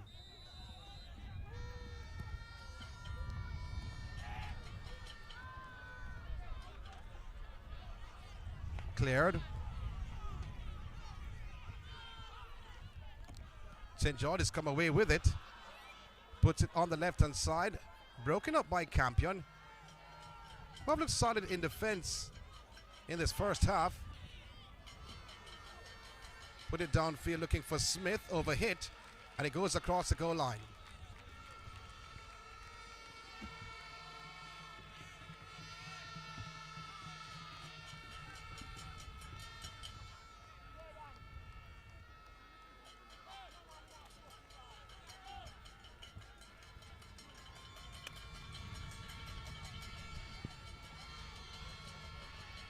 St. George's College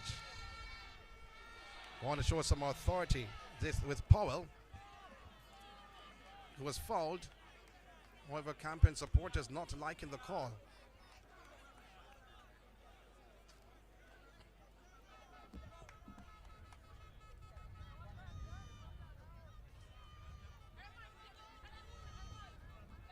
So free kick awarded to the light blues, St. George's College. No goals on the cards just yet. They haven't established themselves in this under-16 final. And I'm referring to the Marcel Gale coach, St. George's College, with Neil Burtis Bell, the technical director. They're standing behind or beside the bench or behind the bench on the track. Scrappy affair so far between the two teams. First half action.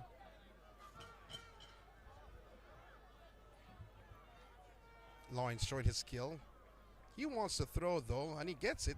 So says the officials. Being urged on by Marcel Gale in the red shirt. Coach of Waterhouse. National under 20. Has been around youth unit for a very long time. In fact, before he became a coach of Waterhouse Football Club, he was a youth coach for about 10 years in the Casafa leagues for Waterhouse before he gained control on the senior level.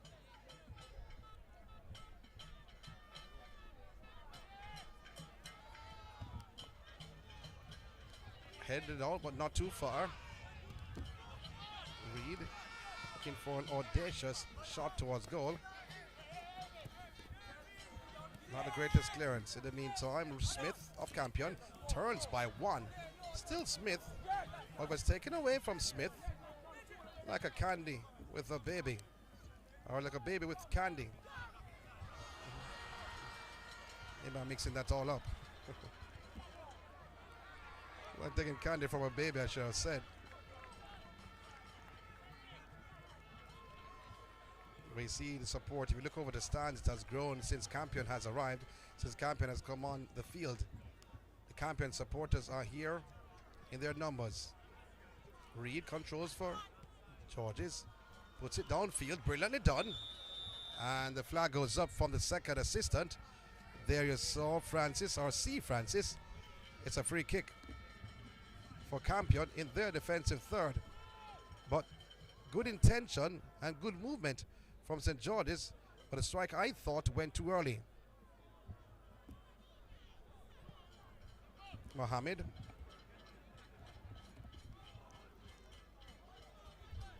Rule for Campion. Goes by one, finds back Rule. And it's taken away. A little bit too cheeky with that play.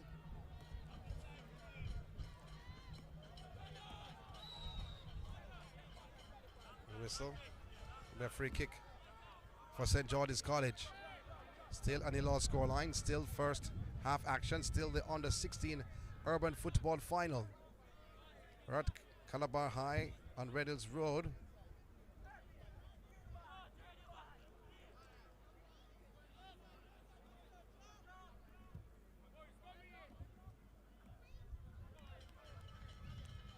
Wasted effort in the end over the head of Spence. There you look at Spence. Matthews, his first name. The movement wasn't bad, but that was struck too hard and just bounced over the goal line. Goal kick to Campion College. Bleak conditions over Calabar High for this under-16 urban final. Off the back of Hamilton of St. George's College. The Campion can break. They put the play forward, and the goalkeeper taking his sweet time to come for the possession. However, lurking was Lloyd of Campion College in the number 9 jersey. But I thought, though, that Thompson of St. George's took his sweet time.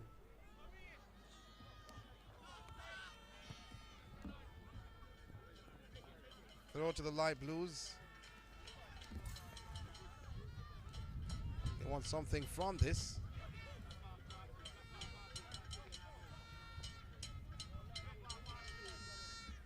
Poise. Another fall throw, the second fall throw of the match. Second fall throw of the game. I think Banton has been very harsh. That's his referee, Carvel Banton from Kasafo. I think he's been extremely harsh, though, to be honest.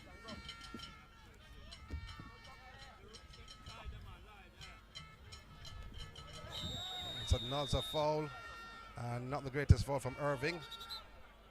And the player seems to be in a spot of bother. A collision with Irving.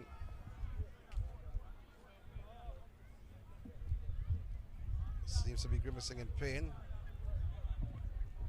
And the medical team is rushes on the field. There's a light breeze, cool breeze blowing over the ground here at Calabar High in this first half.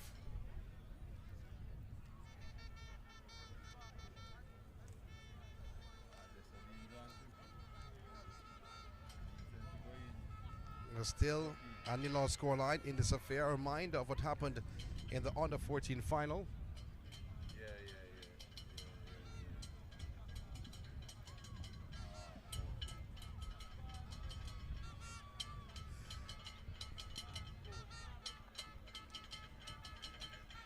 And I'll tell you this much.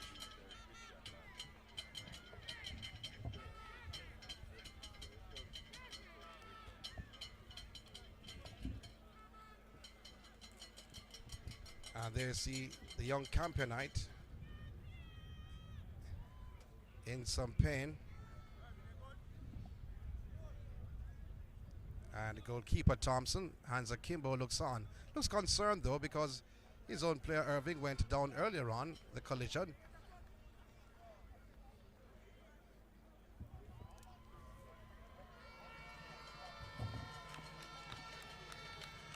Hopefully he's been helped up. And the applause ring out inside of the stadium.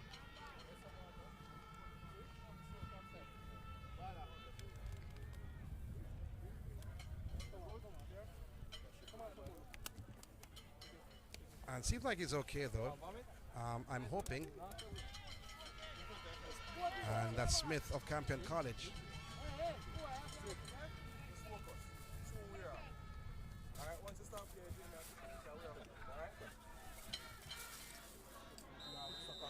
So the play will resume. A float inside the penalty area. Thompson comes, failing to hold on, but it's cleared by the defense of St. George's College. They look to Irving, who is a defender. Swings the play forward. Broken up.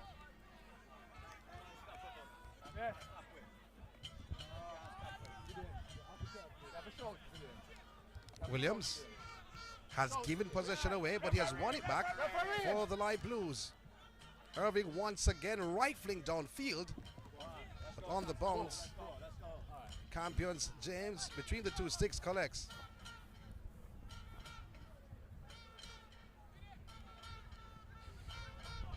There in your side, Smith, who was down, seems like he's okay now. And I'm not a doctor, so I can't tell you if he's okay or not. That's why I said seems like. So don't kill me. However, what I can tell you, that's still a nil scoreline. 2-0, you may say. Two teams with nil. A long range effort by Irving once again. A wasted effort.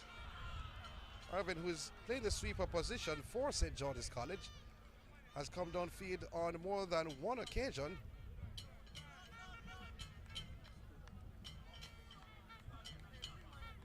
And launched it downfield.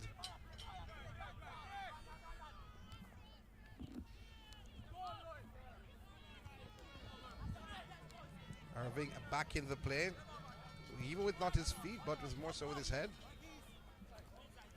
Reed lays off, puts the play forward to Granston, looking for a striker.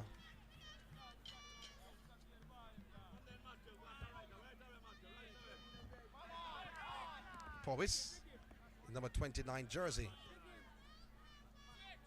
Giving away possession is the Light Blues once again. However, they're showing some strength and some heart. Irving has gotten into the game, probably does not like what he's seeing from his team. Play put on the right from Rule of Campion College. They could break. Miles, should have been of skill. Oh, he turns, and he turns again. Miles is dancing on the flank, and a shot at the near post. It was going in, but goalkeeper Thompson up for the task. But Miles is showing what he can do for Campion College.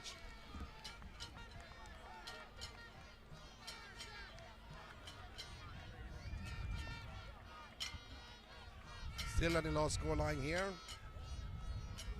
And referee Banton making a signal to the Campion bench. Now the physio needs to be on the field.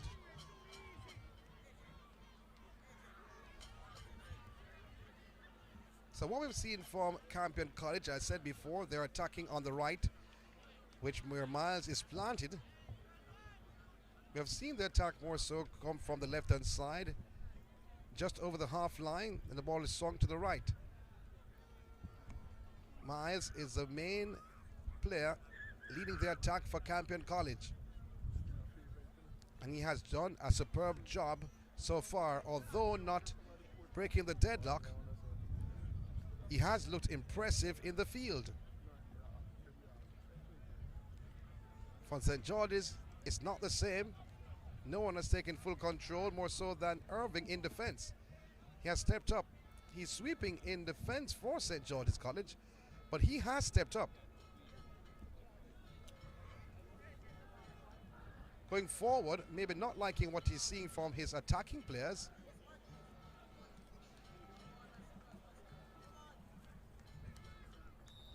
And it's all over the park. Goalkeeper Thompson.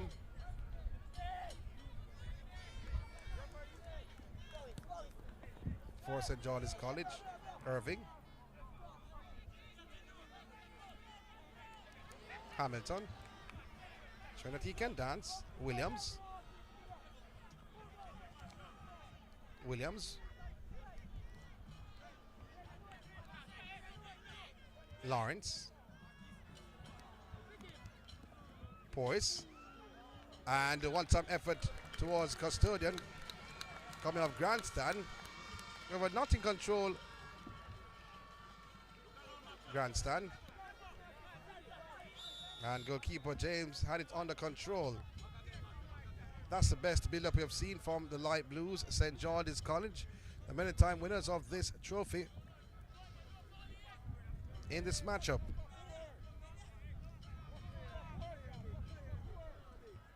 Lawrence was about to take the free kick, but instead, Hamilton says he wants it.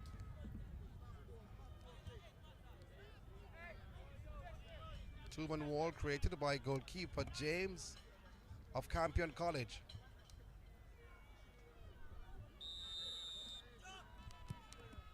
Song inside penalty area, header. Oh, that was a clear opportunity. That was a clear opportunity. Going to Powell of St. George's College, wearing the number 19 vest. The ball headed him more so than him headed the ball. Never brought his bell. He just saw, then he saw Wilbur Galemi, the fourth official, sitting down. Instructions being given out by the assistant coach of Campion College. No goals on the cards just yet.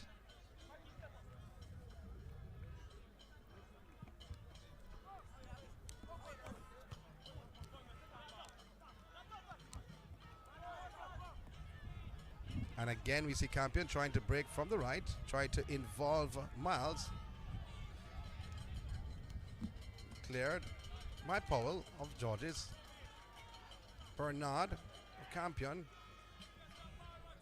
has given away the possession to the Light Blues.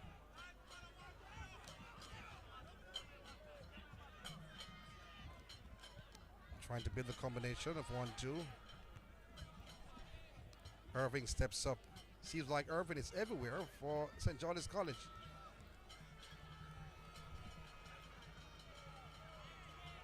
Maz not liking the no call by referee Banton.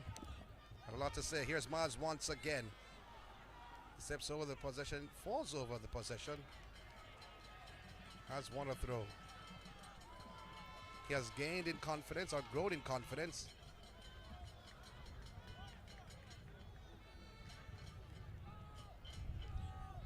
From the opening whistle till now. However, he's taken 2 attempts on goal. One I thought was offside, hit the crossbar. And the other, goalkeeper Thompson, had to dive to his near post. Smith for Campion. He wants it back, he gets it back. On the left is Smith. Not in control. Giving back St. George's possession.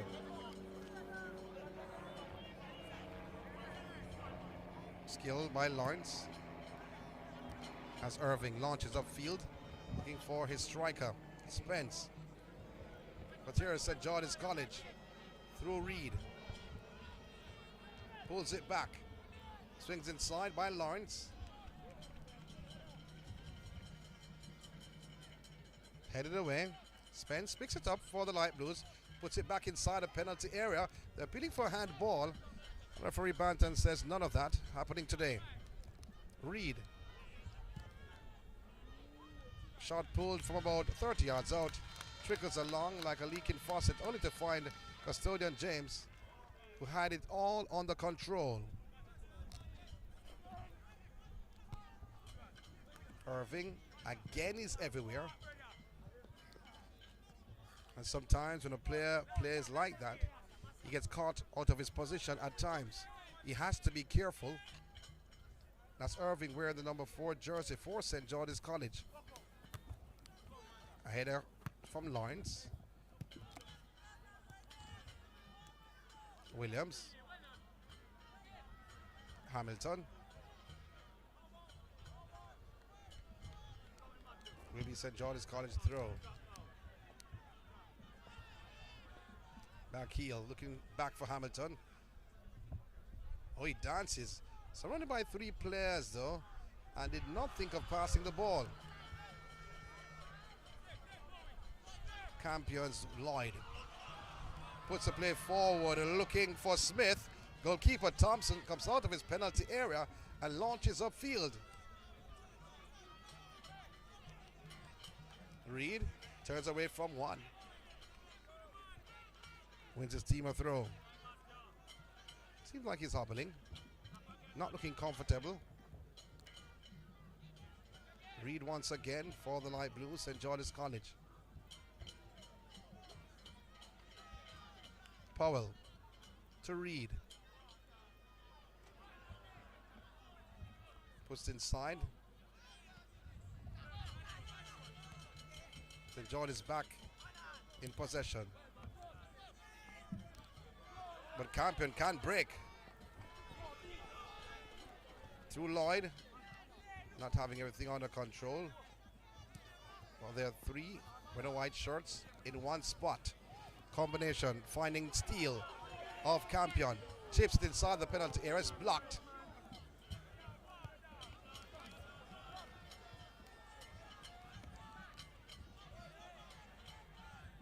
Once again, Rule of Campion puts it on the left. Turning beautiful is Lloyd. Oh, he turned elegantly, but was not able to get by Irving. Seems like he's in a bit of pain with that challenge. And what we saw in the first half of 2 goals in the under 14, we have not seen any goals so far in this under 16 urban final. The Campion supporters are out in their numbers, and they have done well in the under 19 and doing extremely well in the under 16s.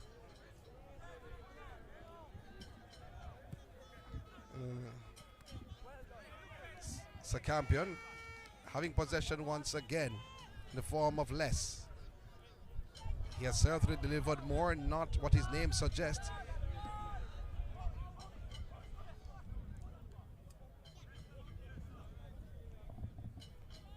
In less. A nudge there from Spence of St. George's. That's Spence. Seen by referee Banton. He's a strong lad. He's given Campion College a free kick.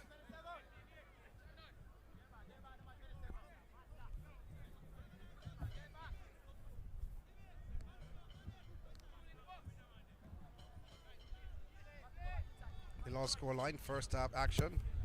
Mohammed with the free kick for Campion.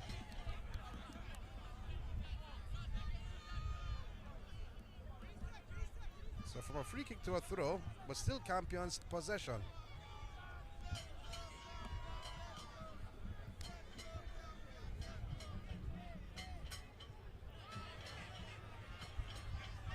And as we saw before, the dangerous Miles going by one, being held and seen by the assistant. Goes the other way. Patrick Campbell, the first assistant, saw the left arm of Miles holding down Irving. Lawrence, in your shot. He needs to step up if St. George's College is to win. As you look on Miles backpedaling back in his own half. He's a tricky fella.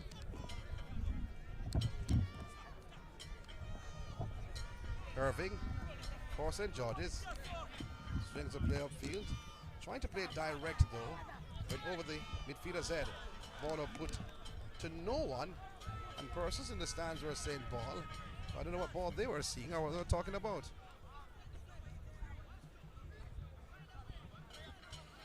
First half winding down.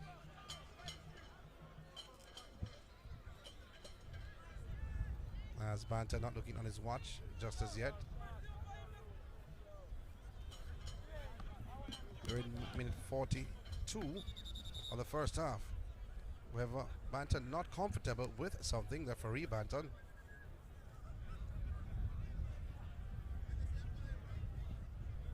I don't know what it is. But he restart the game. Competent referee Carvel Banton has been around for some time. I mean some time, for about 7 years or so as a referee. Has done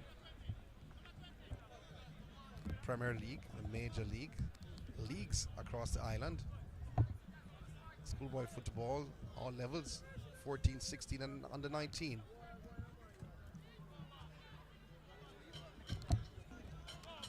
Campion's James losing his footing while launching that upfield. However, with one touch, it has come back down midway the half of Campion.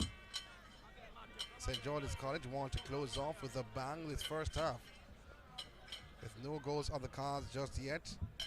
It's a grandstand. Not grandstand, but grandstand number 14.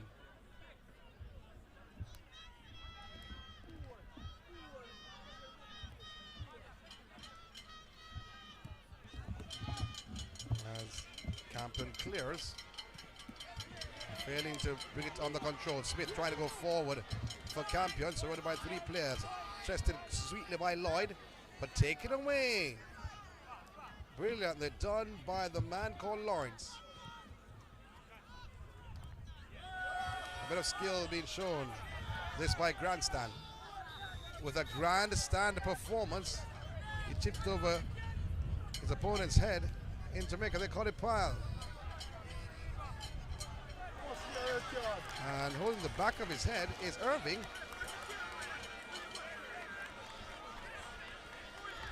Is that a red card?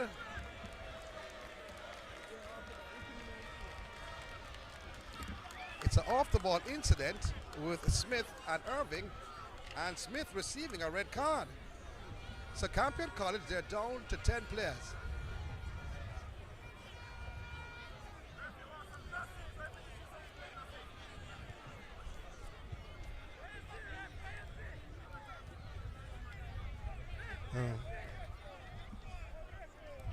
So our cameras did not pick it up. So it's an off-the-ball incident between Smith and Irving, and immediately Carvel Banton looked on his first assistant, Campbell, who assisted in that card. So Campion College in a spot of bother as they're down to 10.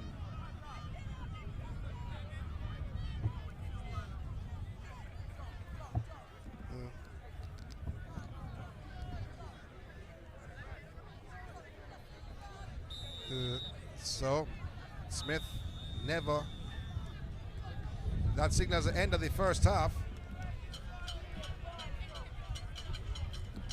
And the first half we saw no goals, but we saw a card that will change the flow of the game for Campion College as they're down to 10 players after Zidane Smith received that red card for the challenge on Irving, off the ball challenge. So referee Banton looked across to the first assistant Campbell, and it wasn't in our shot, it wasn't in our sights at all. However, it's nil on the scoreline at half time.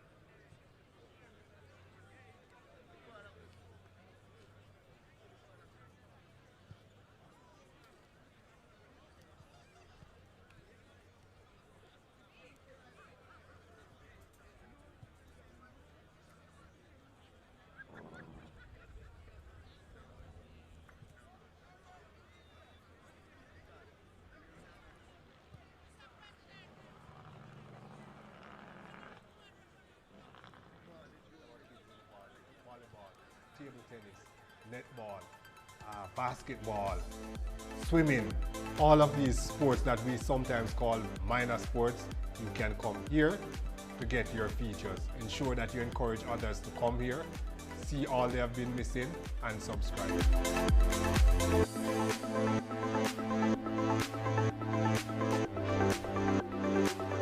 So you hear what? Subscribe to Issa Sports TV on YouTube. Keith Wellington, President of the Inter-Secondary School Sports Association. Welcome to Issa Sports TV on YouTube. Finally, we are here. We are going to ensure that you are able to see some of the things you have not seen or heard from Issa in years. This is where you are going to get all your exclusive features and all Issa Sports related activities. In particular, those activities that you have not seen our kids involved in: volleyball, table tennis, netball, basketball, swimming, all of these sports that we sometimes call minor sports. You can come here to get your features. Ensure that you encourage others to come here, see all they have been missing, and subscribe.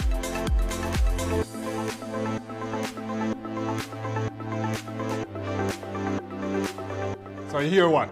Subscribe to Issa Sports TV on YouTube. Keith Wellington, President of the Inter-Secondary School Sports Association. Welcome to Issa Sports TV on YouTube. Finally, we are here. We are going to ensure that you are able to see some of the things you have not seen or heard from Issa in years. This is where you are going to get all your exclusive features and all Issa Sports related activities. In particular, those activities that you have not seen our kids involved in: volleyball, table tennis, netball, basketball, swimming, all of these sports that we sometimes call minor sports. You can come here to get your features. Ensure that you encourage others to come here, see all they have been missing, and subscribe.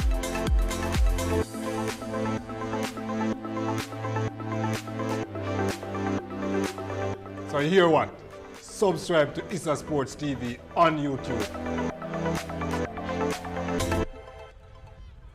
Keith Wellington, President of the Inter-Secondary School Sports Association. Welcome to Issa Sports TV on YouTube. Finally, we are here. We are going to ensure that you are able to see some of the things you have not seen or heard from Issa in years. This is where you are going to get all your exclusive features and all Issa Sports related activities. In particular, those activities that you have not seen our kids involved in: volleyball, table tennis, netball, basketball, swimming, all of these sports that we sometimes call minor sports. You can come here to get your features. Ensure that you encourage others to come here, see all they have been missing, and subscribe.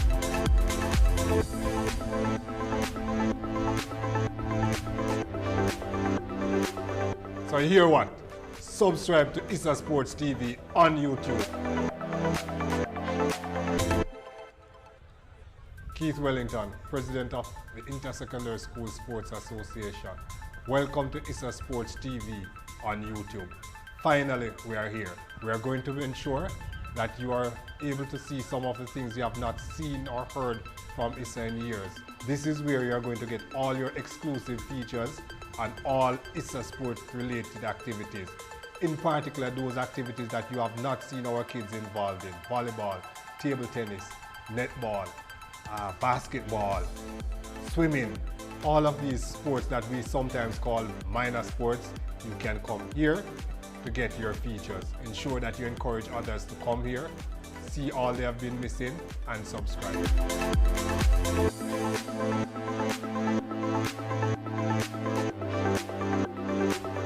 So you hear what?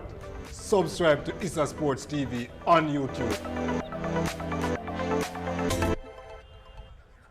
Keith Wellington, President of the Inter-Secondary School Sports Association. Welcome to Issa Sports TV on YouTube. Finally, we are here. We are going to ensure that you are able to see some of the things you have not seen or heard from Issa in years.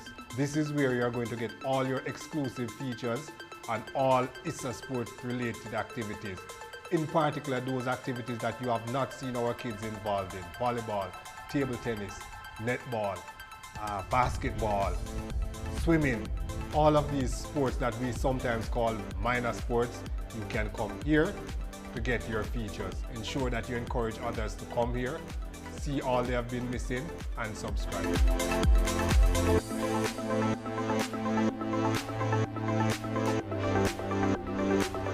So you hear what? Subscribe to Issa Sports TV on YouTube. Keith Wellington, President of the Inter-Secondary School Sports Association. Welcome to Issa Sports TV on YouTube. Finally, we are here. We are going to ensure that you are able to see some of the things you have not seen or heard from Issa in years. This is where you are going to get all your exclusive features and all Issa Sports related activities. In particular, those activities that you have not seen our kids involved in: volleyball, table tennis, netball, basketball, swimming, all of these sports that we sometimes call minor sports. You can come here to get your features. Ensure that you encourage others to come here, see all they have been missing, and subscribe.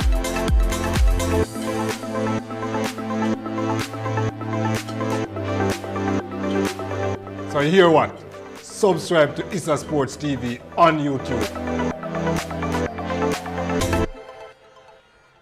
Keith Wellington, President of the Inter-Secondary School Sports Association. Welcome to Issa Sports TV on YouTube. Finally, we are here. We are going to. We're back here at Calabar for second half action. The Issa under 16 urban final between St. George's College and Campion College. Below the scoreline. Sometimes I have to laugh sometimes. Young gentleman came over to me earlier on after I made a mistake in the first half, saying baby from a candy, candy from a baby. You can't miss it, He was laughing. I have to laugh sometimes though. That's how it happens at times. In the meantime, nothing has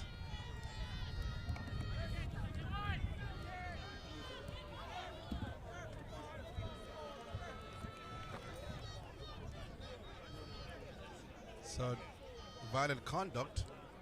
That was the reason why Smith was given the red card, and violent conduct, I'm assuming, was an elbow to the head of Irving.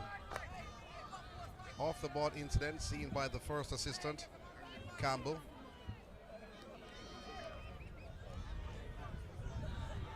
And due to that, Campion College, they're down to 10. St. John is on the attack, but two players colliding inside of the penalty area of Campion College. You see, Irving, we told you before about his movement in that first half. He's sweeping, but he's everywhere for St. George's.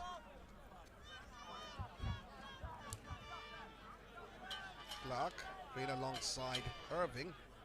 Clark, the number 13 jersey, looks on the top of his penalty area. St. George's want to build from their defensive third.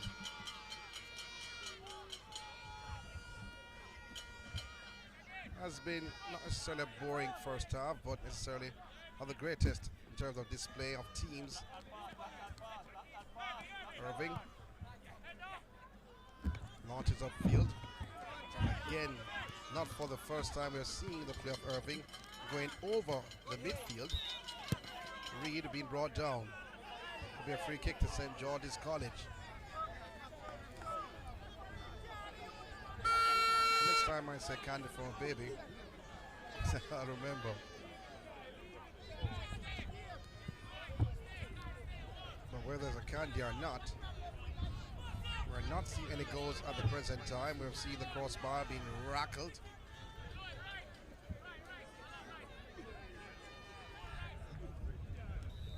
Hamilton to take the free kick. Swings the play inside the penalty area. Collision between James and his defender.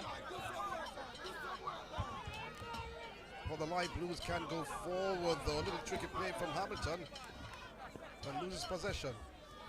A poor pass this from Williams has given it right back to Campion College, but won back by Irving. I told you before, he's everywhere on the park. Here is St. George's College going forward. No whistle on the play. Referee Banton says play on. Steele launches upfield inside the penalty area. The goalkeeper has to come. And not the greatest clearance at all. And a shot towards goal of the right boot of Miles. We told you about Miles in the first half, and he has picked up from where he's left off. Great save from Thompson after horrendous clearance from him earlier on from outside his penalty area. Gave Miles the opportunity to unleash a shot, and that he did towards goal. A corner to Campion College. They're playing with 10.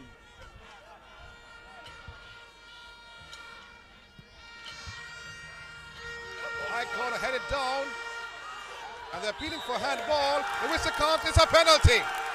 It's a penalty. Referee Banton was in the right position, and the appeal from the Campion players for a handball has been answered. So penalty awarded to Campion College.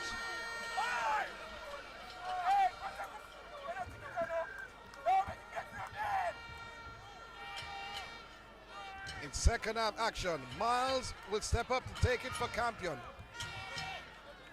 He has hit the crossbar. He has troubled the defenders. He has brought out 2 saves from goalkeeper Thompson of St. George's. What will he do from the penalty mark?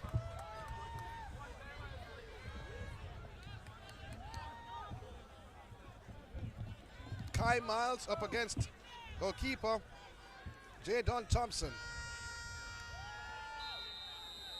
Referee Banton blows his whistle. Brilliantly done by Miles, slotting home to the left. Miles has put Campion College, who are playing with 10, with heart, in front. It's a 1-goal lead for Campion over the light blue St. George's College. Well placed, well hit, well done.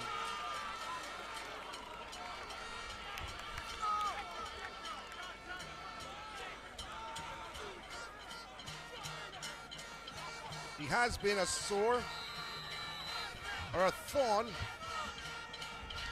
in St. George's College's defense. Can the Light Blues answer right away? No, they can't. Not with plays like that. And going down is James of Campion College, holding his right knee.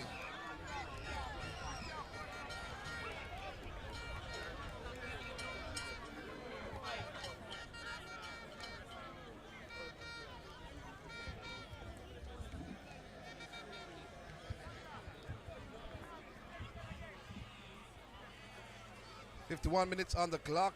As you see, the goal scorer, Miles, running across to his bench, maybe to get some refreshments or to get some instructions. Actually, he's doing both. But the custodian, that's James, all of a sudden collecting the ball, he has a sore knee. I'm not saying it's not, but there's no collision. Maybe he jagged the boots in the dirt. Anything is possible. A flare burns over the head of the St. George's College players who are sitting on the bench. Are they trying to find the way? They're trying to find the light. They're down by 1-0. Campion College, playing with 10, has gone in front. I would not say they're in the driver's seat just yet, but what I'd say is that they are in front. Simple as that. So after a long period of time, Goalkeeper James hobbles on his feet. And hopefully his right knee is good so he can launch the ball upfield.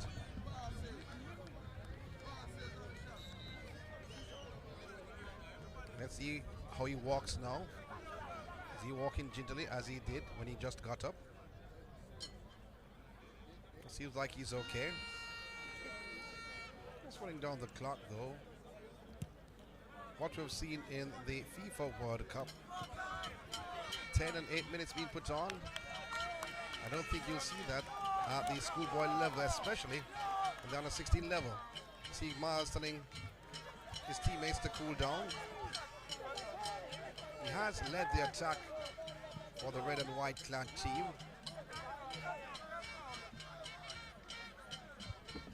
Brown will take the throw.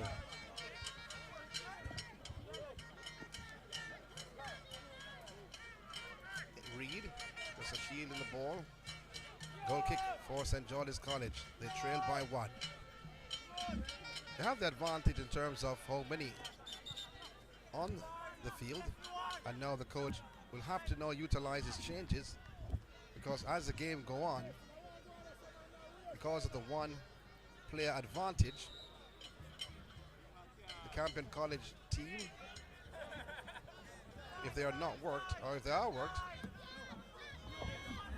will be running out of steam, and players will be running out of steam.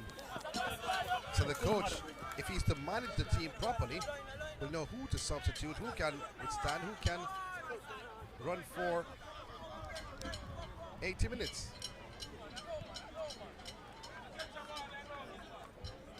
However, St. George's College will have, they want to have something to say about it.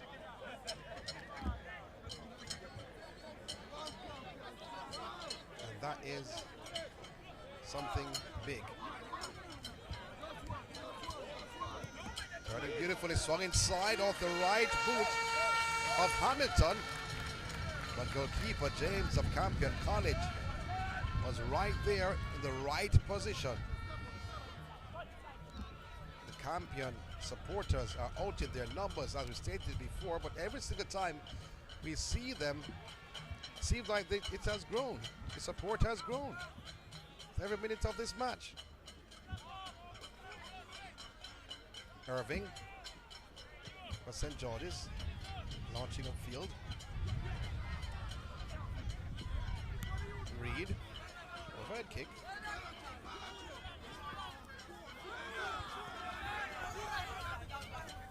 Oh, has given it away. Rule has won it back for Campion and been shoved down by Reed.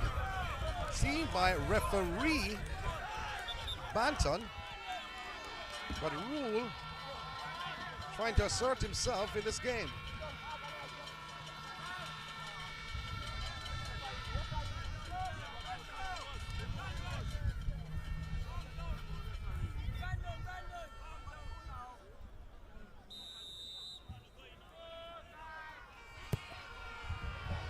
A shot, I think that was a shot more so than a cross inside the penalty area of Mohammed, who looks pleased, and I don't think coach would want him to do that.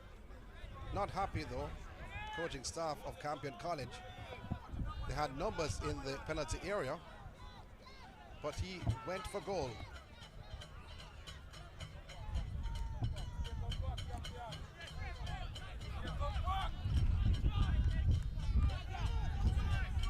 Turning, Powell to Reed, take it away. That was close though, to be honest. So the ball went outside, the signal coming from the second assistant Francis, but from our vantage point, that was extremely close. But he's on the line. Clark. Shot off the left boot of Powell, launching that over the crossbar. Poor effort in the end from Powell. Was not over the possession. Laid back, bounced perfectly for him.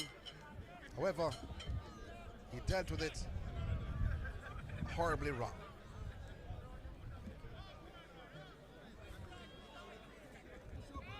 Campion leads by 1-0. Oh, turning beautifully. It's Clark of St. George's College.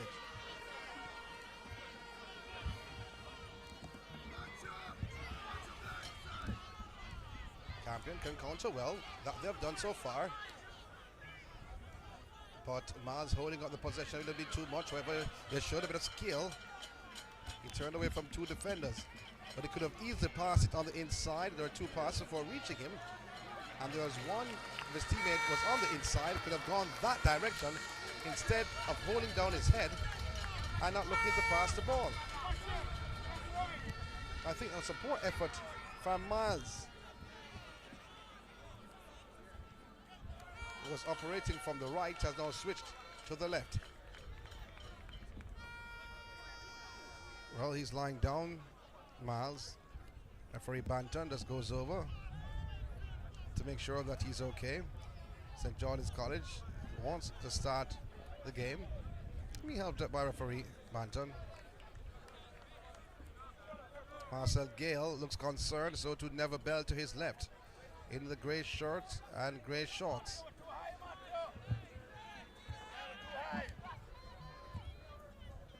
Powell of Georges. Clark. Irving.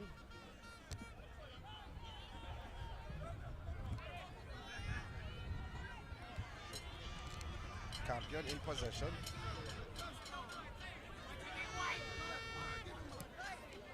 Even though brilliantly done. As Brown did a bit too much though. Thought that the tackle was coming in from Reed. Anticipated the tackle. By doing that, his left leg just put the ball into touch. And John is back in possession through Clark. Launches upfield. Reed failing to bring it under control.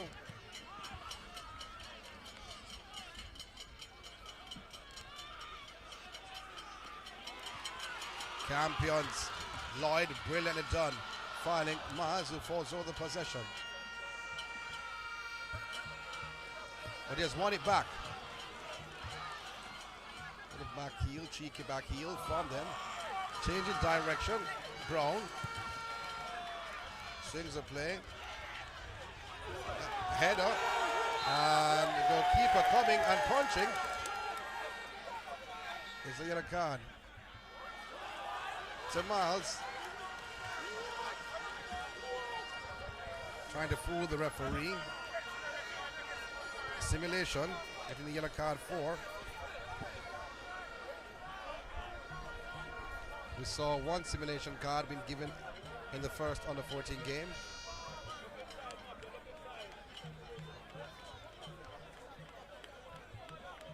So the goal scorer is in the pickle of everything.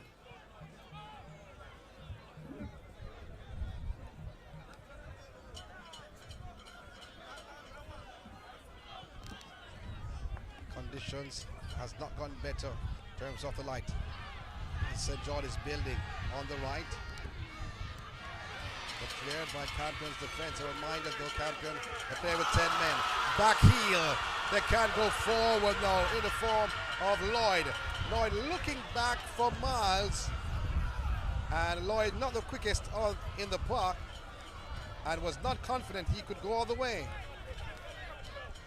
But that was an elegant back heel from Miles to find Lloyd, Campion College. Here's the other end of the scale, Spence of St. George's. Being ushered away from his opponent's goal. Very good defensive work by Mohammed. But in turn, he has given up a corner to St. George's College.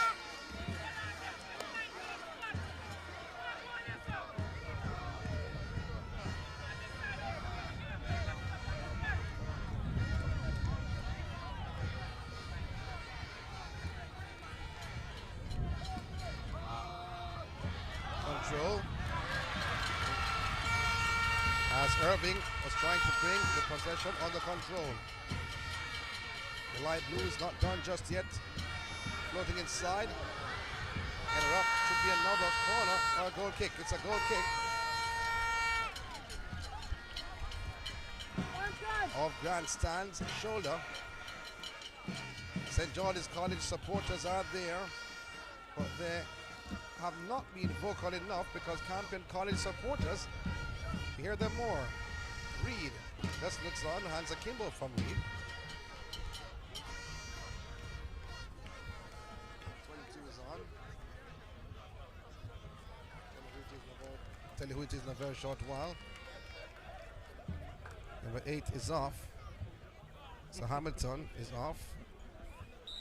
Grandstand is also off.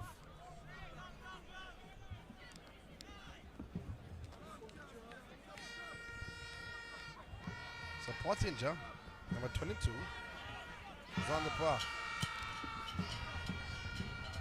For St. George's College. Offside called. Free kick awarded to Campion College. They lead by 1-0. Number 11 is also on the park.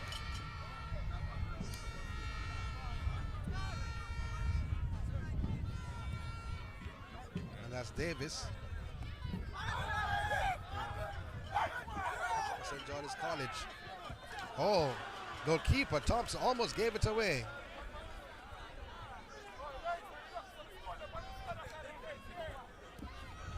Remember, Campion, they're playing with 10 players. After Smith received a red card for violent conduct.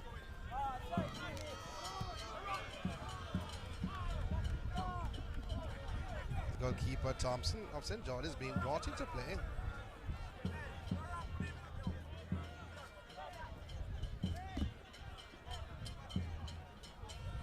He has to urge his team to move even faster because they're down by 1.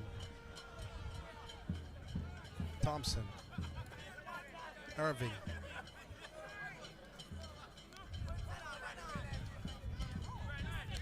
Powell,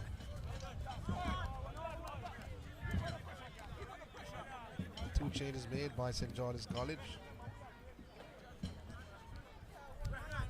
Powell, Lawrence, Irvin, Pottinger,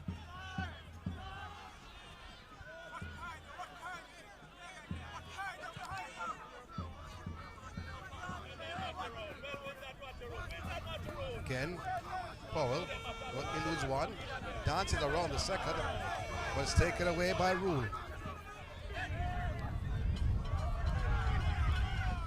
Still Campion have given away possession. Lawrence of St. George's College. Looking for Reed, taken away. Rule for Campion. They've given it St. George's College in possession right again. Reed.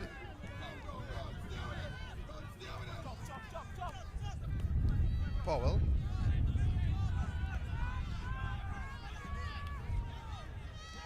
Clark, Williams, out by the defense of Campion College. A reminder, they are playing with 10 men after Zidane Smith received that straight red card for violent conduct. Powell, Lawrence being shoved to the ground by Rule. So there will be a free kick to St. George's College. They trail by 1.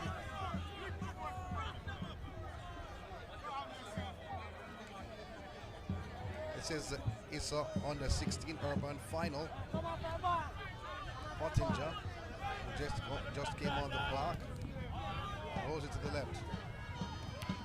Shot, which is blocked. Lawrence with a shot. It's cleared by Campion's defense. Met with some applause by the spectators of Campion College.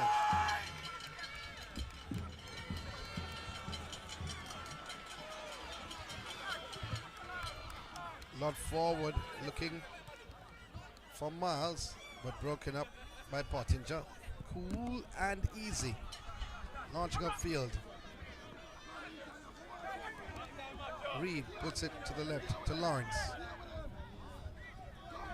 Back to Reed. Swings it inside the penalty area. Lloyd for Campion. Puts the play at the half line.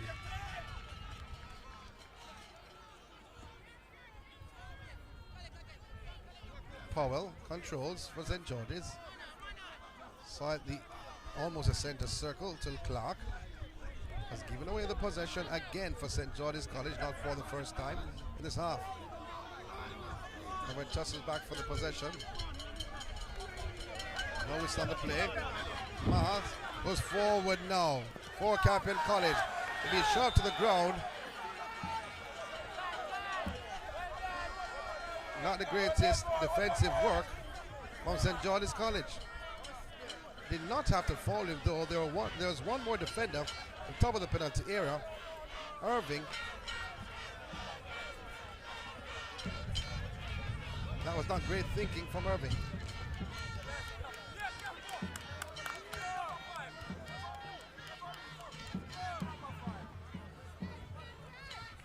But free kick awarded to Campion College.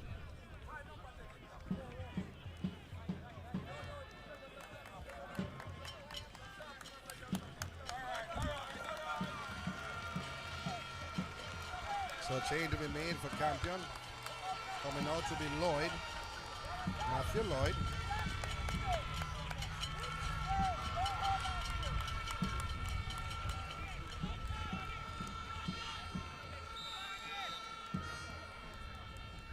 Free kick taken. Can be controlled.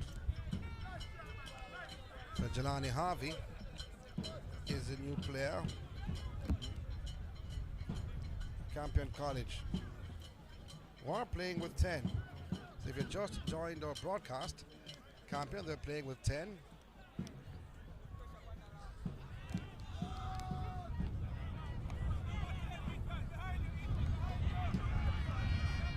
Reed now operating on the right for St. George's College.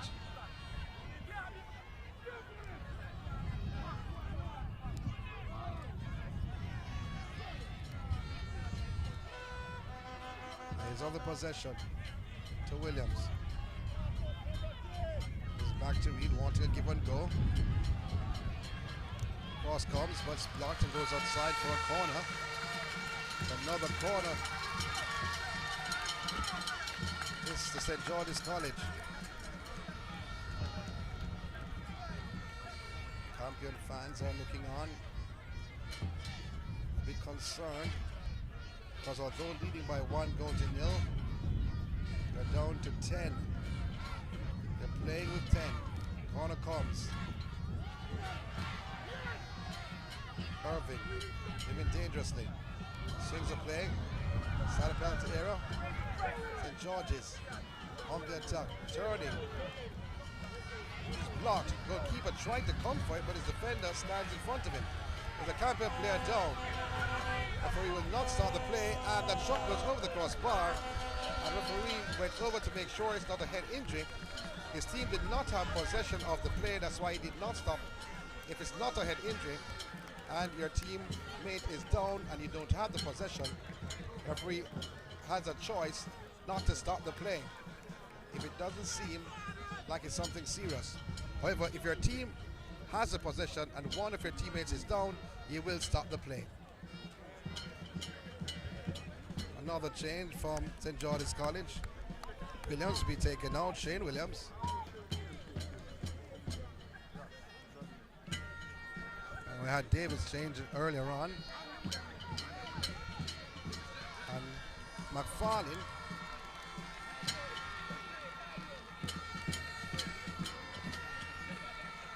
joins the party at St. George's College. 3 changes for St. George's College, 1 for Campion, and Smith in the first half for violent conduct on Irving, who went down. We did not see what happened, or he spoke to the official, the match commissioner, was Ewan Scott, say he received the red card for violent conduct, so we're assuming that he elbowed Irving.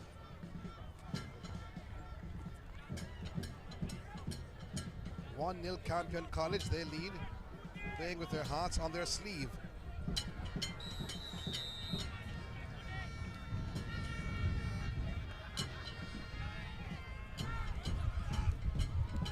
George's College eat up the ante. Marcel Gale inside his penalty area.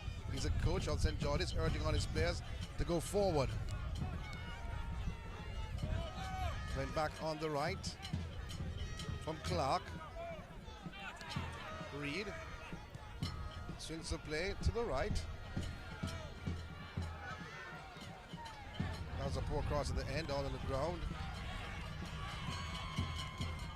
Clark for the light blues. Irving inside the center circle. Reed scoops up the play.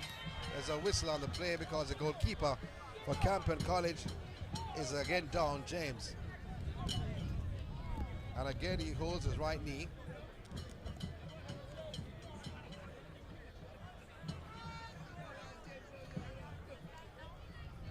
As referee Banton has not signaled to the bench just as yet, is having a word with the goalkeeper, James, of Campion College. They are leading by 1-0 though. And the Campion College, who actually won this title for the first time back in the mid-80s. And some reputable names were on that team. And I called one in particular, in Solomon Sharp. An individual asked me, Solomon Sharp, he could have played football. Let's just say he looked a bit different while he was attending Campion College.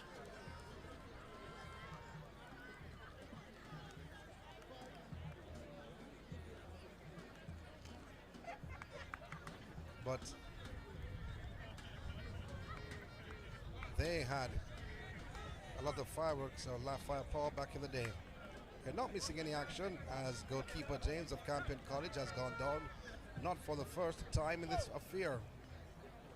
Seems like his right knee is bothering him since they have scored. They do lead by 1-0.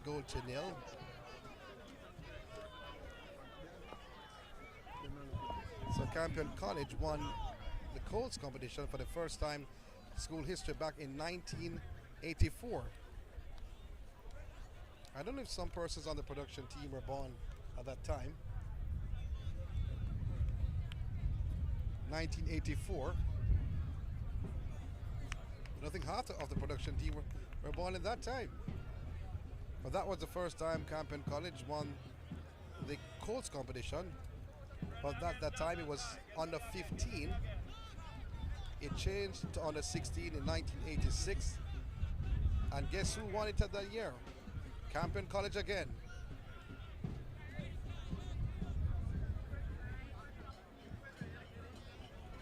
So Bambino, I know persons who know Bambino playing on the radio. He was part of the Campion College team in 1984. A long range drive which is blocked. St. George is not giving up at all. They're just trailing by 1. The Light Blues.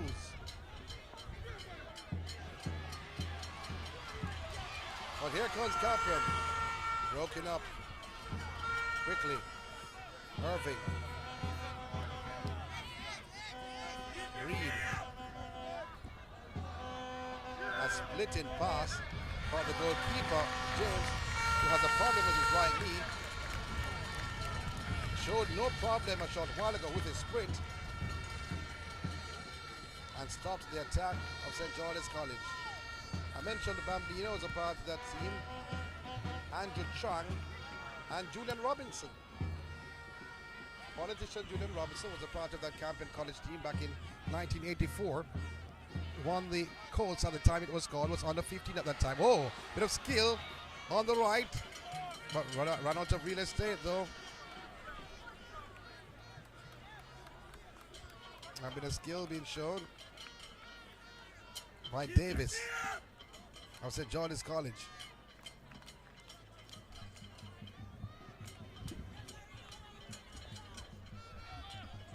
Well, St. George's College through the years have won the under 16, or when it was under 15. Andy Williams was the captain of the under 16 team when they won. Reggae Boy, Real Mona. Foul committed. Will be a free kick. It's the Campion College. They want to run down the clock. They lead by 1-0, but they are playing with 10 players as Smith received a red card earlier on in the first half. They've held the fight. They've held the line. They've held their shape. And they're holding on for dear life.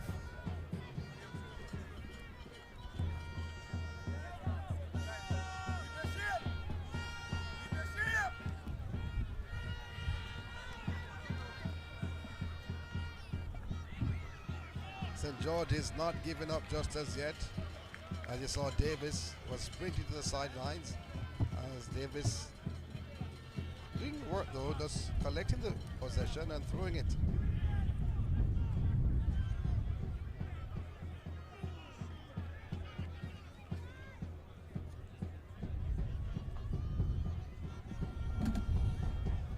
So still a 1-0 scoreline for Campion College over St. George's College in this under 16 urban final at Calabar High. It was big conditions earlier on.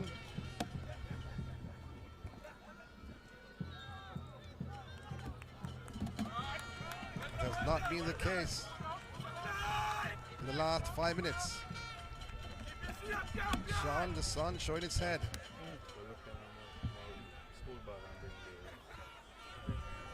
Free kick to Campion College.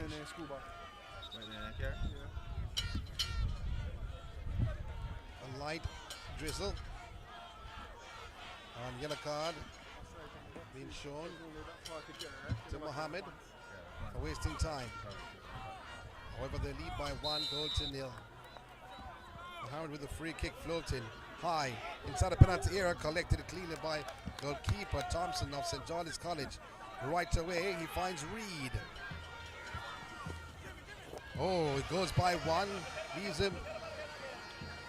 It goes by 2. Are you counting along with me?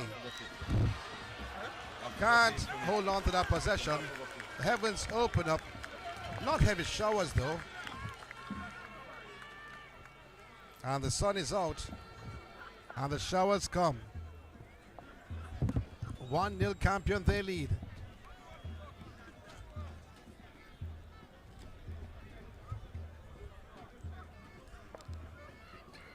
St. George's College, what they have to do, they have made 3 changes so far. Reed has gone into the game a little bit more than he was before. Trying to force the play. But Campion's defense still standing strong. A long range effort. And it wasn't a deflection, so it should be a corner. So it is a corner, and the rain getting a bit heavier. Not as bad as it looks during the camera or in the camera. The time winding down in this final. Corner comes across, and the shot deflected outside. Shot from Reed outside for a corner.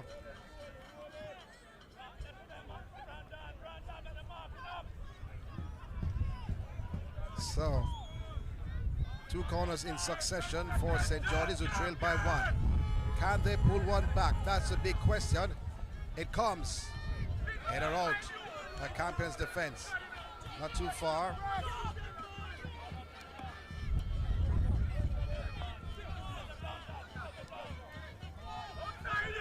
Cleared by Campion's defense. Will be a throw for St. George's College. Time winding down in this under 16 urban final. Clark loads it, trying to put it forward inside the penalty area, but cleared by Campion's defense.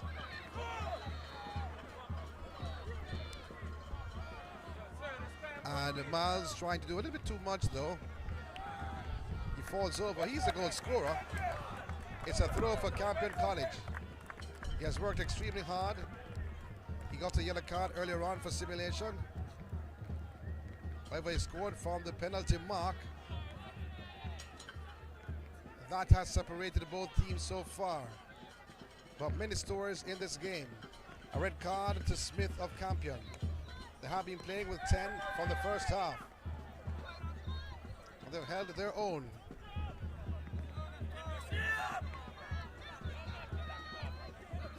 So St. George is coming away with it.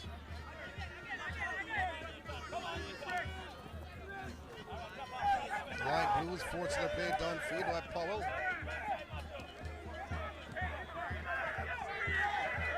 Clark to Reed.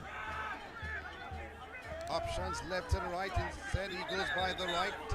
This to Clark. The whistle comes again from referee Banton. There's a player down on the other end of the half. Good. Huh?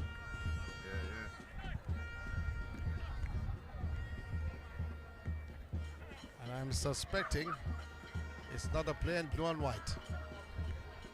And if it's a player in red, it should be Miles. It is Miles, as expected. And he has been working extremely hard. Good. Coming back in defense, going forward in attack. You can take up the charger. I'm not going to use it. As he's been attended to by the physio and the medical team of the Campion unit. They lead by 1-0. Watch yourself, I'm afraid. Standing over the possession, Pottinger in the number 22 jersey right alongside referee Banton. As should have signaled for the stretcher though, as he lies back down. I thought he was going to lie back down, but he has to come off the field, and then that too means Campion will be down to 9 players if he's not substituted now.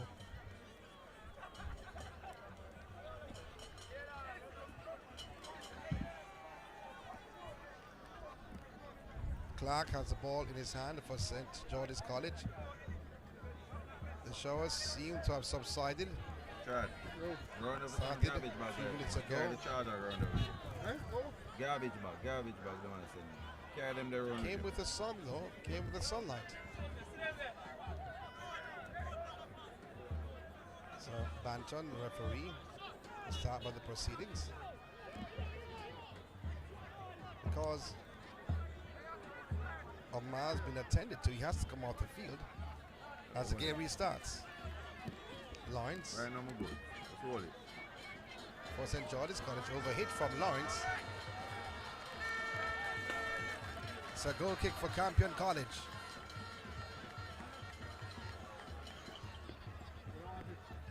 Hold it. Only if you come hard at this speed.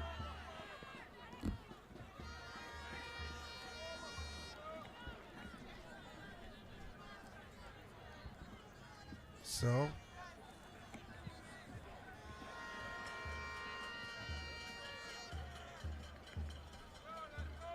throw to Campion College, just running down the clock. I see Mars backpedaling. The fourth official, Wilbur Glenn Lamy, off his seat and giving some instructions. He have to urge and play the ball.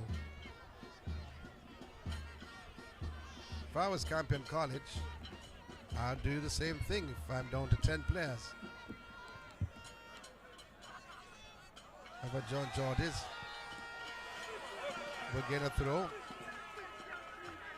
Marcel Gill urging his players to go forward, the coach of St. George's College. Side of his technical area. Wearing the red shirt, telling his players to go straight down, direct, inside the penalty area. Pottinger to take the free kick. He launches downfield, following the coach's instructions.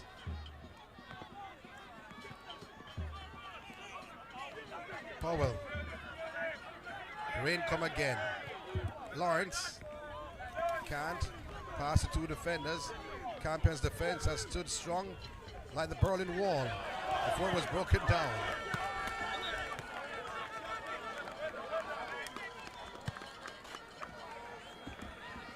And the showers come again. Blessings, you may call it. Blessings to which team? Or blessings to who? Will try to go forward. Broken up by the light blues. Clark swings it to the right.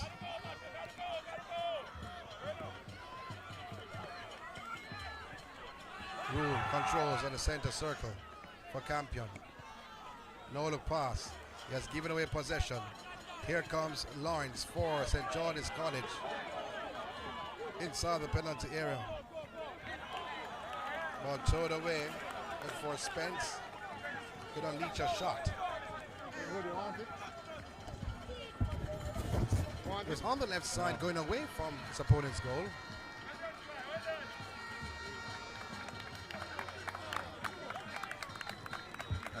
Stop.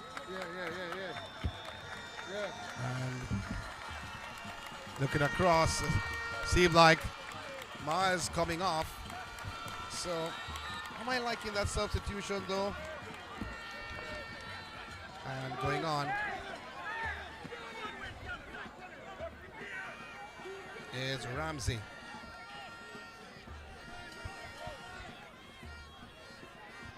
Ramsey. Campion.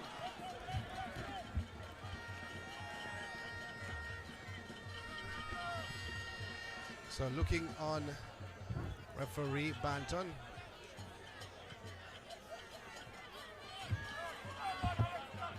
Irving puts it upfield for Campion College, for St. George's College, pardon me.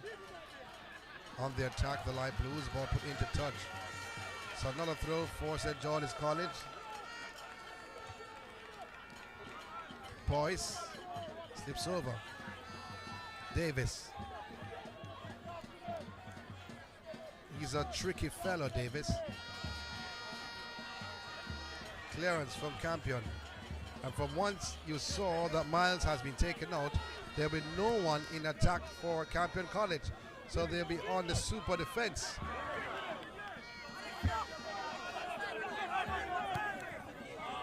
And giving possession away. Grimacing. Lawrence of St. George's College. No time is running out. Controlling his Pottinger for St. George's.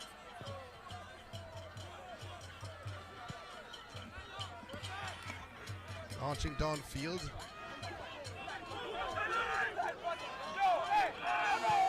Mohammed with the clearance. Into touch for a throw.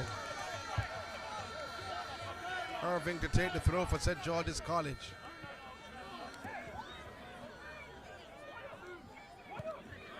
Clearance. Again. Irving again will take the throw. Referee Banton looks on.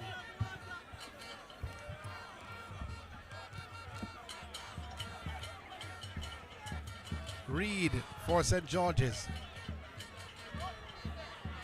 He wants it back. Lack of communication has given back the possession to Campion. It seems like they were jealous, so they gave it right back to St. George's College. Irving. Now the pass inside from Lawrence. Strong tackle coming in. Referee has stopped the play, but Ramsey, who just came in with a strong tackle, referee Banton says that's a foul. However, the Campion supporters not agreeing with referee Banton's decision, but what they say don't matter. What referee Banton say does.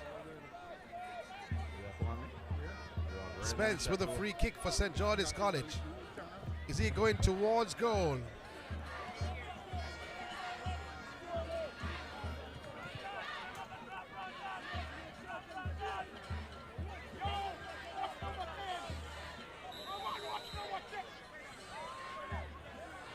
Spence. Wide of the right upright. Did it get a deflection? Think it did. Campion supporters loving it as time ticks away.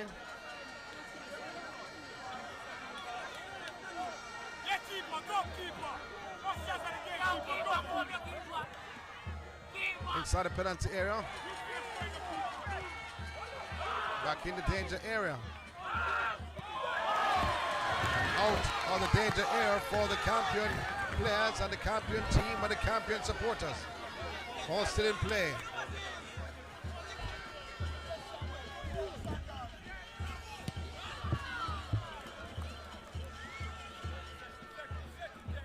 Will be a throw to St. George's College. They're in their defensive third. They have to do a lot in a very short time. If they stand any chance at all to level proceedings or even to win the game. They're giving it away. Here comes Campion, lobbing it and dragging it wide. Rule could have sealed the deal for Campion. Failed to be on target. But that does not matter as Campion College has gained another hold of the Issa Under-16 Urban title. A 10-man team fighting with the sleeve or the heart of their sleeves, defeating St. George's College by 1-0. A goal from the penalty mark, scored by Miles, my man of the match. That has been the difference in this 1-0 victory as they celebrate on the Calabar High School field here at Redditch Road. St. George's College, the players were dejected, but certainly they gave their all. But Campion stood strong, defense in attack, and deserved the victory with 10 men from half-time after Smith had received the red card in the first half. Campion 1, St. George's 0, Issa Under-16 Urban final, which happened at Calabar High.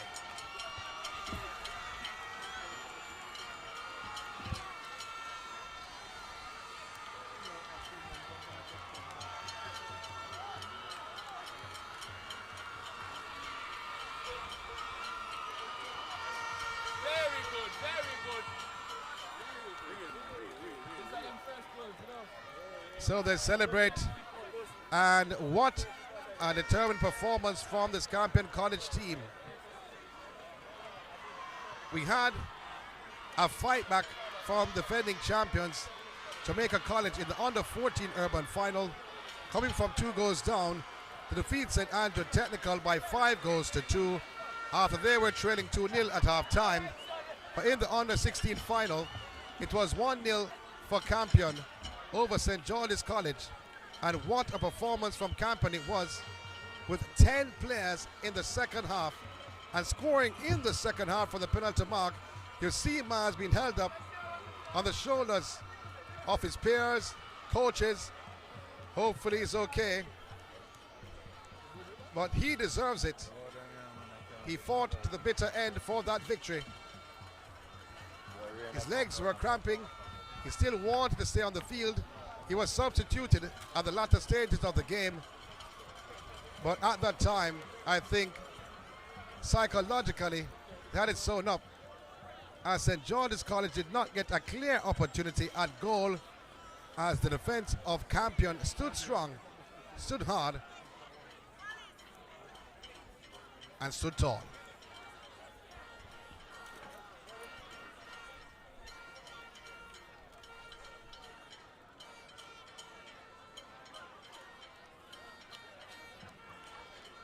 So on behalf of the entire team, as Campion College celebrate, you had a celebration earlier on from Jamaica College after winning the Under-14 title. We bid you farewell with the news that Campion College are the Under-16 champions and Jamaica College the Under-14 with Issa Urban titles.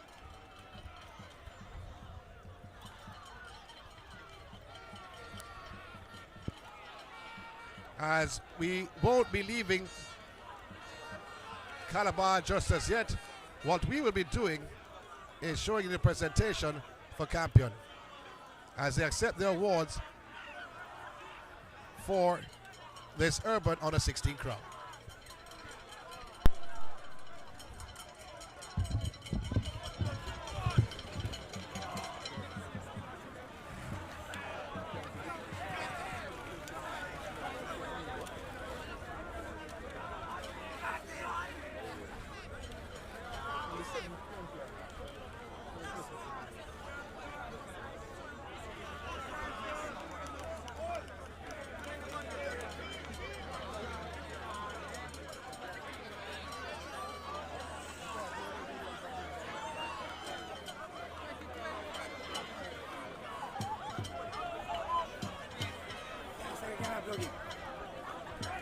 Plug in.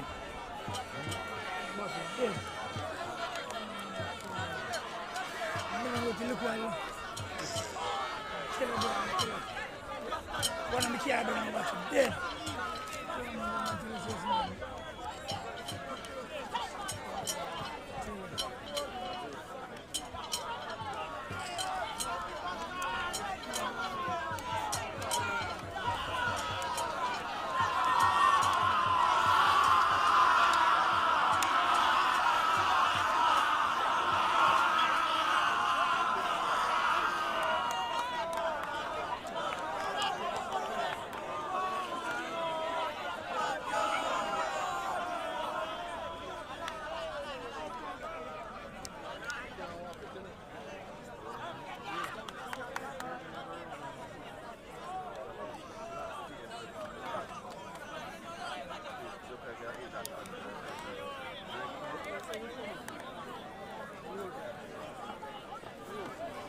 Can intrude and leave my bag right there.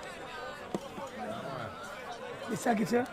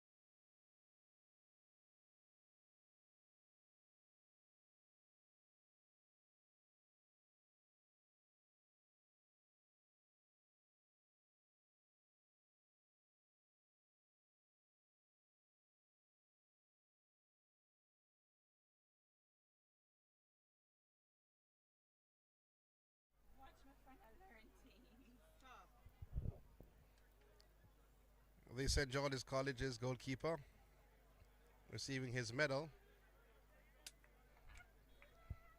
Also the players. We saw Ewan Scott handing the medals to the 4 referees on hand for the under-16 final. And the winners now receive their digital packages. Urban champions, led by the goal scorer. The man of the match. Well, it has to be the man of the match, though. Kai Miles. All smiles from this young man who put his team to victory.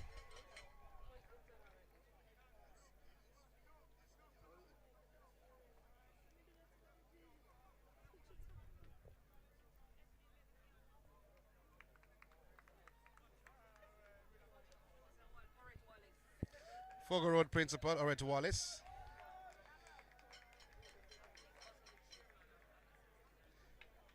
The chairman of the under-16 and under-14.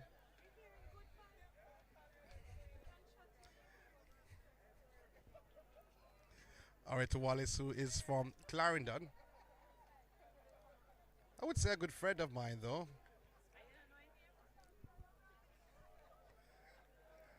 Presenting the medals to members of the victorious team, Campion College. A reminder, they did win just a short while ago, just if you're just joining our broadcast, defeating St. George's College by 1-0 in that urban final. Orange Wallace has been a busy individual when it comes on to schoolboy football.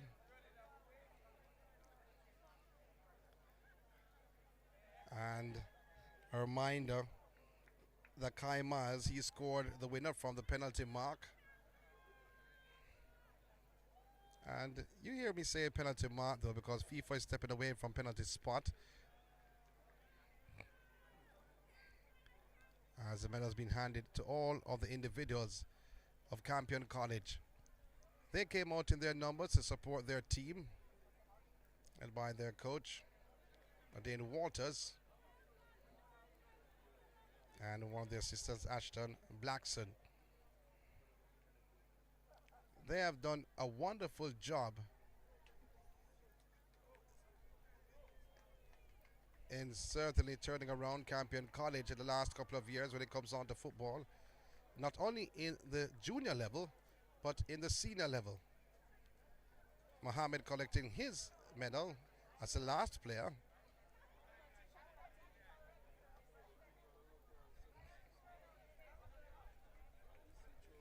And the trophy will be presented to the captain as they're getting ready for the celebrations. Chairman of the junior, Orange Wallace, presents the trophy to Campion College. Winning the Issa under-16 urban title, and by Captain Mohammed, we celebrate with his teammates. 1-0 victors over St. George's College. The Dutch butt cover comes out. And the trophy is passed around to all of the team members. They deserved it after playing with 10 members in the second half. After Stan Smith received a red card for violent conduct, they will celebrate from here, Reddy's Road to Old Hope Road. When they go back to school, they'll travel with the trophy from Calabar to Campion. So on behalf of the entire team, we bid you farewell with the news that it was Campion College taking the under-16 crown with a 1-0 scoreline over St. George's College, and Jamaica College, the defending champions, retaining their title, coming from 2 goals down, defeating St. Andrew Technical by 5 goals to 2. Keith Wellington, President of We bid you farewell. the School Sports Association. Welcome to Issa Sports TV on YouTube. Finally, we are here. We are going to ensure that you are able to see some of the things you have not seen or heard from Issa in years. This is where you are going to get all your exclusive features and all Issa Sports related activities. In particular, those activities that you have not seen our kids involved in: volleyball, table tennis, netball, basketball, swimming, all of these sports that we sometimes call minor sports. You can come here to get your features. Ensure that you encourage others to come here, see all they have been missing, and subscribe.